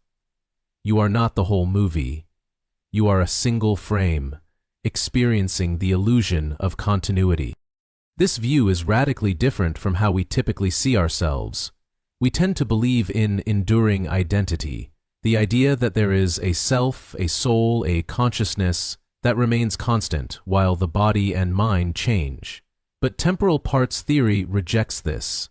It says that the you who reads this sentence is not the same as the you who read the last one. They are connected but distinct, and in the next moment a slightly different version of you will take your place. This new you will remember the previous moment, but it will be a different part of the temporal chain. This perspective reframes the very concept of change. Normally we think of change as something that happens to us over time. Our beliefs shift, our bodies age, our relationships evolve. But under temporal parts theory, change is not something that happens to a person, it is the existence of different persons at different times. The child you once were is not who you are now. They are a past temporal part of you, and just as you don't say your hand is your entire body, you don't say your past self is your entire self. You are a temporal composite, not a continuous core. This has curious implications for personal identity. If you're made of time slices, then which one is you? Is it the present version? Is it the sum total of all the versions? Or is there no real you at all, only a collection of selves strung through time? When you look back at an embarrassing memory, is it really you who did that, or just an earlier temporal part you no longer are? And if so, should you feel guilt? Should you feel pride for achievements done by past versions of yourself? Morally, this theory raises unsettling questions. If a criminal commits a crime 10 years ago and is now reformed, are they the same person? On temporal parts theory, they are not. The self who did the crime no longer exists. The current self is a new slice in the sequence. Punishment, then, seems to be aimed not at the perpetrator, but at a later part of a different self. Conversely, if you plant a seed now that only blooms decades later, is it still you who did the good? Or was it just one temporal part, now long gone? Supporters of temporal parts theory argue that it solves certain puzzles of identity more cleanly than traditional views. Take the ship of Theseus. If you replace every plank on a ship over time, is it still the same ship? In human terms, if every cell in your body is replaced, are you still the same person? Temporal parts theory sidesteps these questions. It says that identity through time is not a matter of enduring sameness, but of connectedness. Each version is different, but together they form a structured whole. Critics, however, find this deeply counterintuitive. They argue that we do feel like the same person throughout our lives. We have continuity of memory, of intention, of personality. We grieve the loss of loved ones as enduring beings, not as a set of past moments. We plan for the future as ourselves, not as future time slices who might only resemble us. To these critics, the theory misses something essential about consciousness, the sense of self. But even that sense may be an illusion. Neuroscience shows that the brain constantly reconstructs our experience. Memory is not a tape recorder, it is a living process, shaped by the present. The continuity of you may be nothing more than a story your brain tells, a convenient narrative to organize perception and decision-making. In this light, the self is not a stable substance, but a mental construct, updating itself moment by moment. Temporal parts theory fits with this picture. It suggests that identity is not intrinsic but narrative, that we string together memories and expectations to create the illusion of a unified self.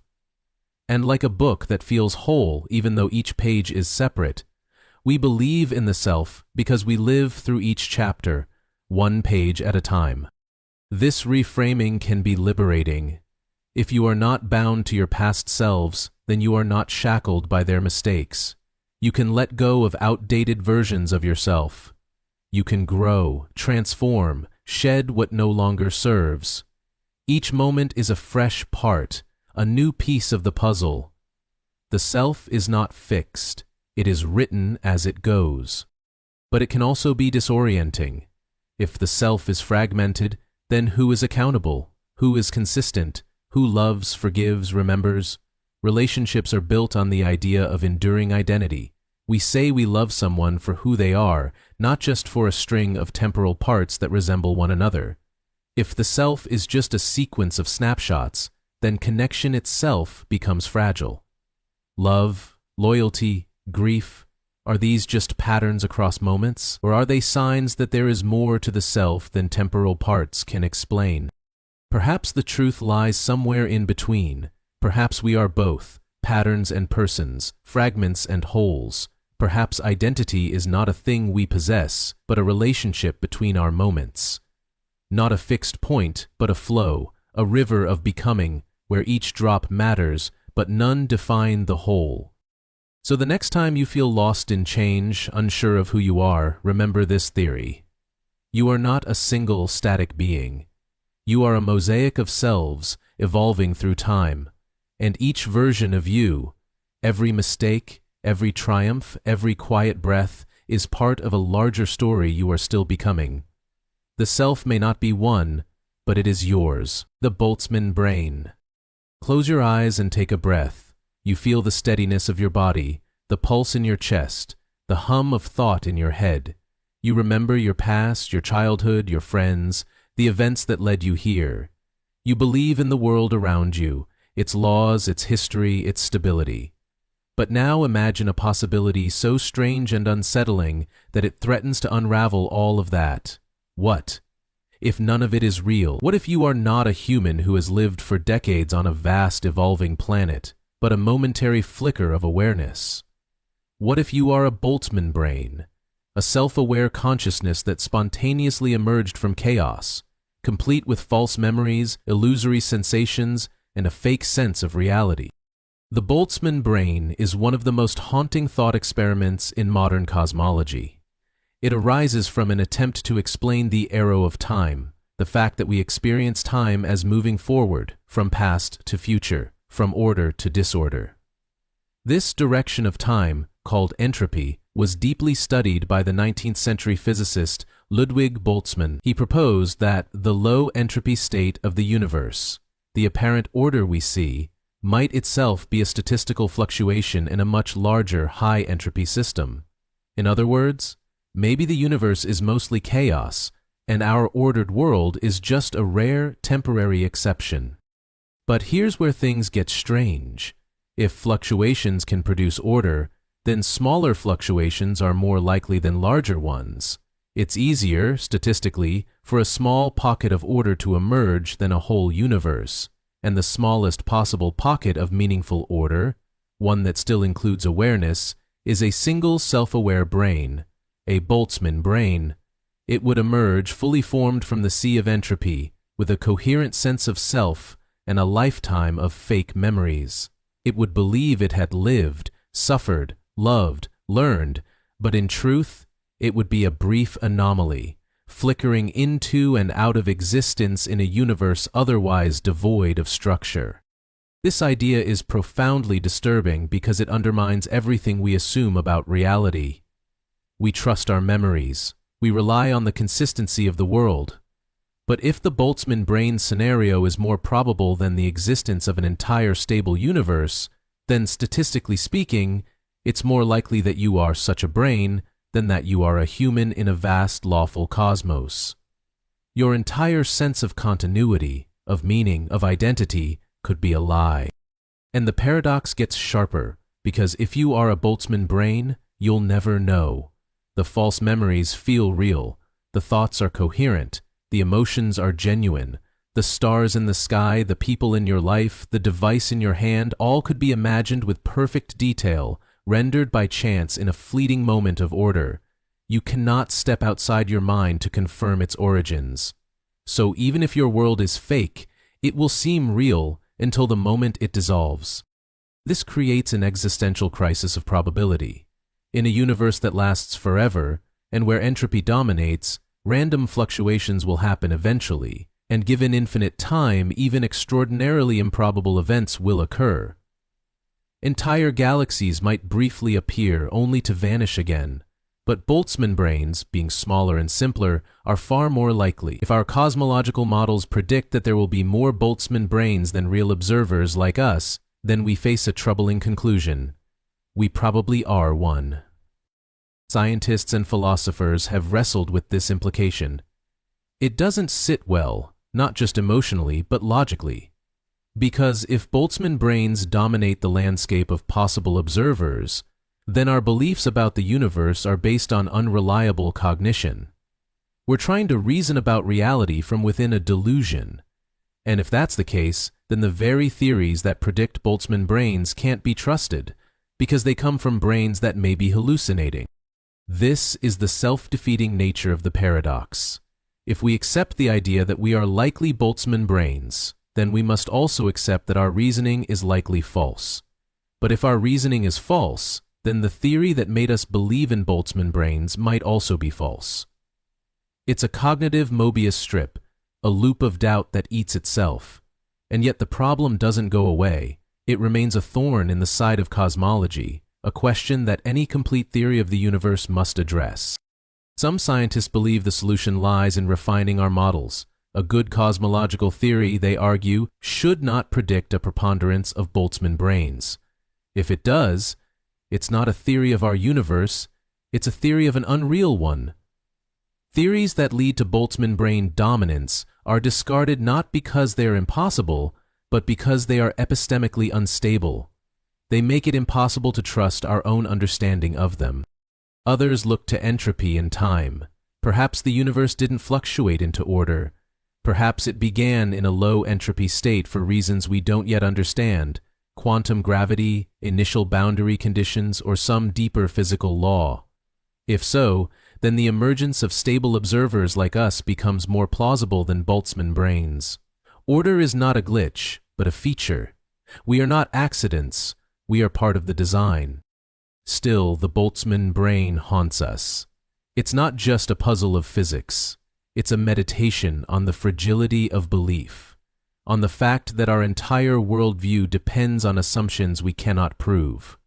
We assume our memories are real, that the world persists when we're not looking, that cause precedes effect. These beliefs are not irrational, but they are vulnerable. The Boltzmann brain shows us just how thin the line is between reason and imagination. And in that vulnerability lies something profoundly human. We want certainty. We want to know that our thoughts connect to something real, but the universe may not offer that guarantee. It may offer only experience, what we see, feel, think, and remember. And from those experiences we build stories. Stories of time, identity, science, love. Whether those stories emerge from a long evolutionary history or a random thermal fluctuation, they still feel real. And maybe, in the end, that's all we have. The Boltzmann brain is not just a warning, it's a reminder that consciousness is delicate, that existence is strange, that even in the most stable-seeming moments, there is uncertainty underneath. It tells us to be humble about what we think we know, to accept that the foundations of knowledge may be shakier than we'd like, and yet, despite that, to keep going, to keep asking, wondering, creating. Because even if this moment is fleeting, even if you are a spark in the void, that spark is still burning. So, as you finish reading this, ask yourself, what makes you real? Is it the continuity of your memories, the stability of the world around you, the belief in cause and effect? Or is it something deeper, something beyond probability and entropy? Maybe you are a Boltzmann brain. Maybe you're not. But either way, this moment is yours, and that, perhaps, is meaning enough. The Chinese Room. Imagine a man locked inside a room. He does not speak or understand Chinese, not a single word, but he has a massive book of instructions written in his native language that tells him exactly what to do when handed a piece of paper with Chinese characters on it. When he receives a message in Chinese through a slot in the door, he consults the book, finds matching symbols, and writes down the corresponding characters it tells him to output. He slides his response back through the slot. To the person outside, it seems as though they're having a meaningful conversation with a fluent Chinese speaker. But inside the room, the man has no idea what the symbols mean. He's just following rules. No understanding, no meaning, just syntax. This is the famous Chinese room thought experiment, proposed by philosopher John Searle in 1980. It was designed as a challenge to the idea that a computer program could ever truly understand language, no matter how well it performs. Searle's argument cuts deep into debates about artificial intelligence, consciousness, and the nature of understanding. Can a machine that processes symbols, no matter how fast or convincingly, be said to understand those symbols in the way a human does? Or is it just simulating understanding? At the heart of the paradox lies the distinction between syntax and semantics. Syntax is the structure, the rules for manipulating symbols. Semantics is the meaning, the understanding behind the symbols. Computers are masters of syntax. They process, rearrange, and output data according to predefined rules. But the Chinese room suggests that this is not the same as grasping the meaning behind the data. The man in the room, like a computer, follows syntactic rules, but he has no semantic comprehension. He doesn't know what the Chinese symbols mean, and so the argument goes, neither does the computer. This strikes at the core of strong AI, the belief that a sufficiently advanced computer program could have a mind, consciousness, and understanding. Searle's Chinese room says no. It claims that computation by itself is not enough. No matter how sophisticated the program, no matter how natural the language output, the machine is still just shuffling symbols. It's performing, not perceiving, imitating, not comprehending. Critics of Searle's view have responded with several counter-arguments. One popular reply is the system's reply. It suggests that while the man inside the room doesn't understand Chinese, the entire system, man, rulebook, paper, and room, does. The understanding isn't in the man's head, but in the interaction of components. Just like neurons in your brain don't understand anything individually, but together create a mind, perhaps the Chinese room system collectively understands. But Searle rejects this. He imagines the man internalizing the entire system, memorizing the rules, doing all the manipulations in his head. Even then, he still wouldn't understand Chinese. He'd just be moving symbols around. So where is the understanding? If it's not in the man and not in the system he simulates, then perhaps it's not there at all. For Searle, syntax is not enough to produce semantics. This draws attention to a deeper question. What does it mean to understand? Is understanding just the ability to use language correctly and respond appropriately? Or does it require something more, subjective awareness, conscious experience, intentionality? Searle argues that true understanding requires intentionality, the ability of the mind to be about something. When you think of Paris, your thought is about Paris. A symbol processing machine, he argues, lacks this aboutness. It doesn't mean anything by its output. It simply follows instructions. Yet language is a slippery thing. If a person behaves exactly like someone who understands a language, responds appropriately, passes every test, even fools native speakers, do they not, in some sense, understand? If a child learns language through exposure and mimicry, At what point do we say they truly understand? Where is the line between simulation and comprehension? The Chinese room forces us to confront the gray areas of cognition, where function and feeling blur. Modern AI systems add new layers to this debate. Large language models like GPT can generate remarkably coherent text, answer questions, even write poetry.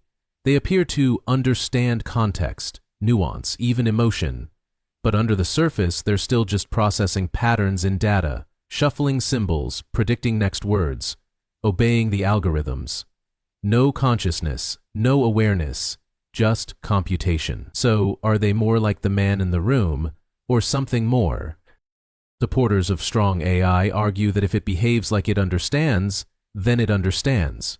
They lean on the behavioral criterion of intelligence, that mind is as mind does.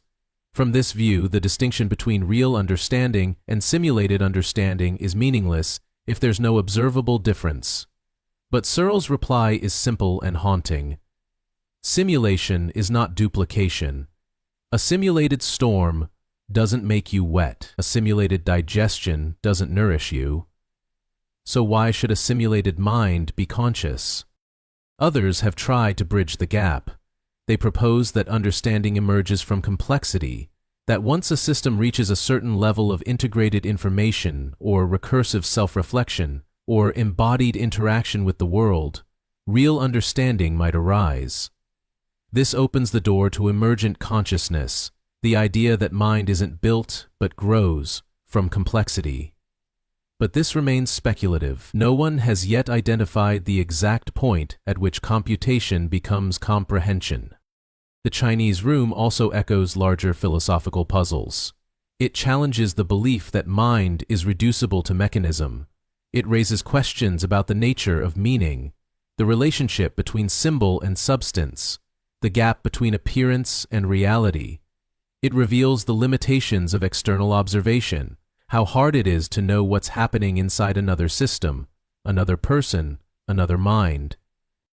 At its most profound, the Chinese room is not just about AI, it's about us. How do we understand language? Are our minds just elaborate symbol processors, biological versions of the man in the room? Or is there something deeper in our awareness, something machines lack? If so, what is it? Where does it come from? And can it be replicated? This leads to the question of consciousness, the ultimate unknown. We don't yet know what it is, where it comes from, or how to measure it. We know only our own. The Chinese room reminds us that understanding cannot be seen from the outside. You cannot observe comprehension, you can only infer it.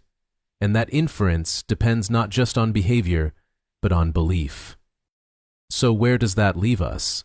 If a machine passes every linguistic test, if it speaks with depth and wit and warmth, do we grant it understanding? Or do we hold to the idea that real meaning requires real minds?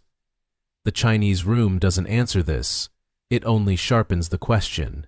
It asks us to consider whether intelligence is more than function, whether thought is more than code, whether meaning can be manufactured. In a world increasingly shaped by artificial intelligence, these questions are no longer abstract. They are ethical, practical, urgent. If a machine writes a novel, is it an author? If it says it's in pain, do we believe it? If it begs not to be turned off, what do we owe it? The line between simulation and reality is blurring. The Chinese room stands at that line and demands that we look closer. Maybe in the end, understanding is not a binary. Maybe it is a spectrum, degrees of meaning, levels of awareness, layers of comprehension. Maybe machines don't understand like we do, but they understand enough. Or maybe they never will. Maybe the spark that lights up our minds is something code can't capture, a mystery not written in any book, not even the one in the Chinese room. The no-cloning theorem. Imagine a future where teleportation is possible. You step into a booth on Earth and a scanner reads the quantum state of every particle in your body.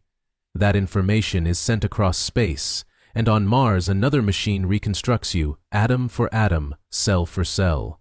Your memories are there, your thoughts, your feelings. You step out of the booth, unchanged, or so it seems, but a strange question emerges. Was that really you? And what if the machine on Earth didn't destroy the original? What if now there are two of you, perfectly identical? Which one is you? At the heart of this puzzle lies a deep principle in quantum mechanics, the no-cloning theorem. It states that it is fundamentally impossible to create an exact copy of an arbitrary unknown quantum state. Unlike classical information, which can be duplicated without loss, like copying a file on a computer, quantum information resists replication. The very act of measuring a quantum system alters it. To know it fully is to change it. And so, in the quantum world, perfect cloning is forbidden, not because of technological limitations, but because of the laws of nature themselves. This has profound implications not just for physics, but for philosophy, identity, and even the nature of consciousness. In a world where everything is ultimately quantum, including the brain, the mind, the self, the inability to copy quantum states suggests that there is something fundamentally unrepeatable about you. You cannot be cloned, not in the deepest sense. You are not a string of bits to be duplicated, but a complex, evolving quantum process, and that makes you perhaps irreducibly unique. The no-cloning theorem is not a speculative theory, it's a rigorously proven result of quantum mechanics. It says that given an unknown quantum state, there is no general procedure that will produce an exact copy of it without disturbing the original. You can't look at a quantum particle and say, "I'll make another just like it," because you can't know what just like it means without collapsing its state. The information is there, but it's hidden in superposition, entanglement, uncertainty, and once you touch it, it changes. In practical terms, this means that perfect quantum teleportation, the kind that would allow you to step into a machine and have your body reconstructed elsewhere, would require the destruction of the original. Only then, through a process involving entanglement and classical communication, could your quantum state be reassembled in a new location. But this is not cloning, it's transference, and that subtle distinction changes everything. Because if the process destroys the original, then the new version is the only one. Perhaps that's acceptable. Perhaps continuity of information is enough for continuity of self. But what if the process fails to destroy the original? What if, due to malfunction or malicious intent, two versions of you exist simultaneously, each with the same memories, thoughts, and intentions? Who is the real you? And more importantly, does it matter? This is where the no-cloning theorem begins to unravel our intuitions about identity. We like to think of the self as a stable entity, something that persists through time and space. But in the quantum view, even matter is not static. It is probability, wave function, interaction. If consciousness arises from quantum processes, then perhaps identity itself is not a fixed core, but a pattern that cannot be duplicated without disruption. And if that's true, then teleportation doesn't preserve the self. It rebuilds it. Which means that every time you teleport, you might be dying, and a copy, however perfect, is all that continues. The paradox deepens when we consider the nature of information.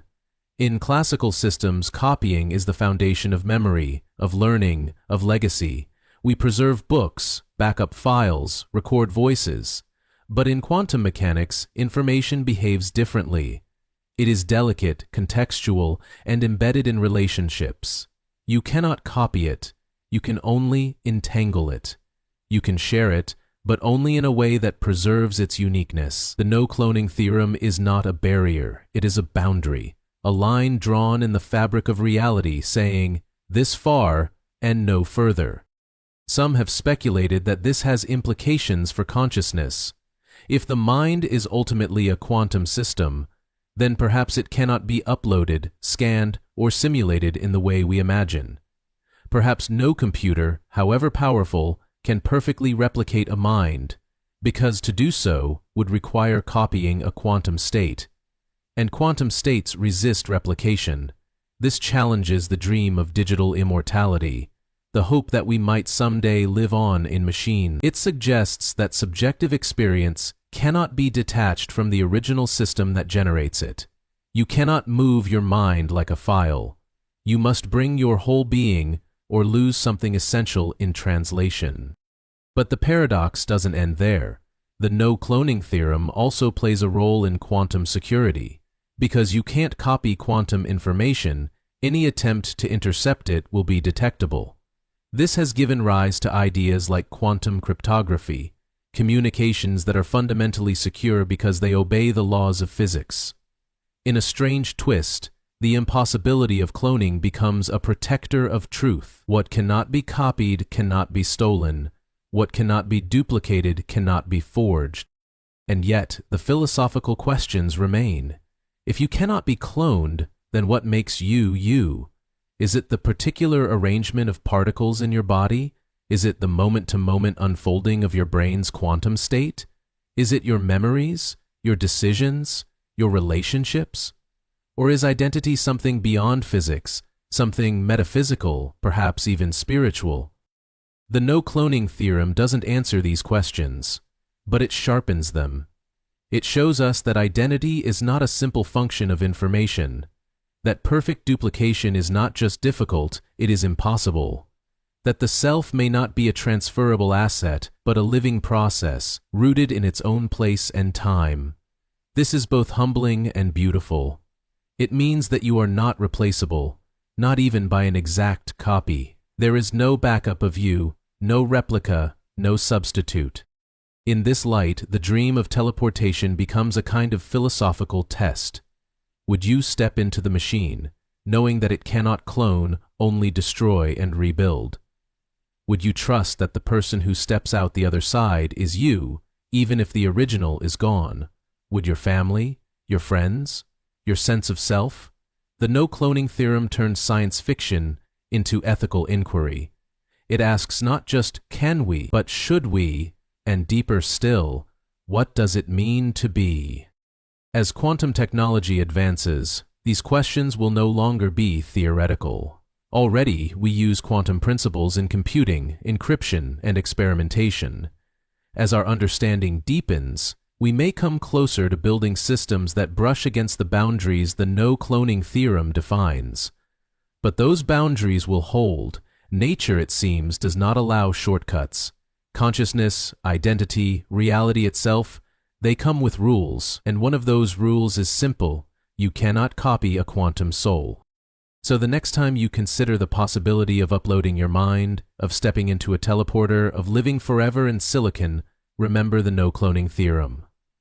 Remember that what makes you real may not be the data you hold, but the process that unfolds moment by moment. That your uniqueness is not a flaw but a feature.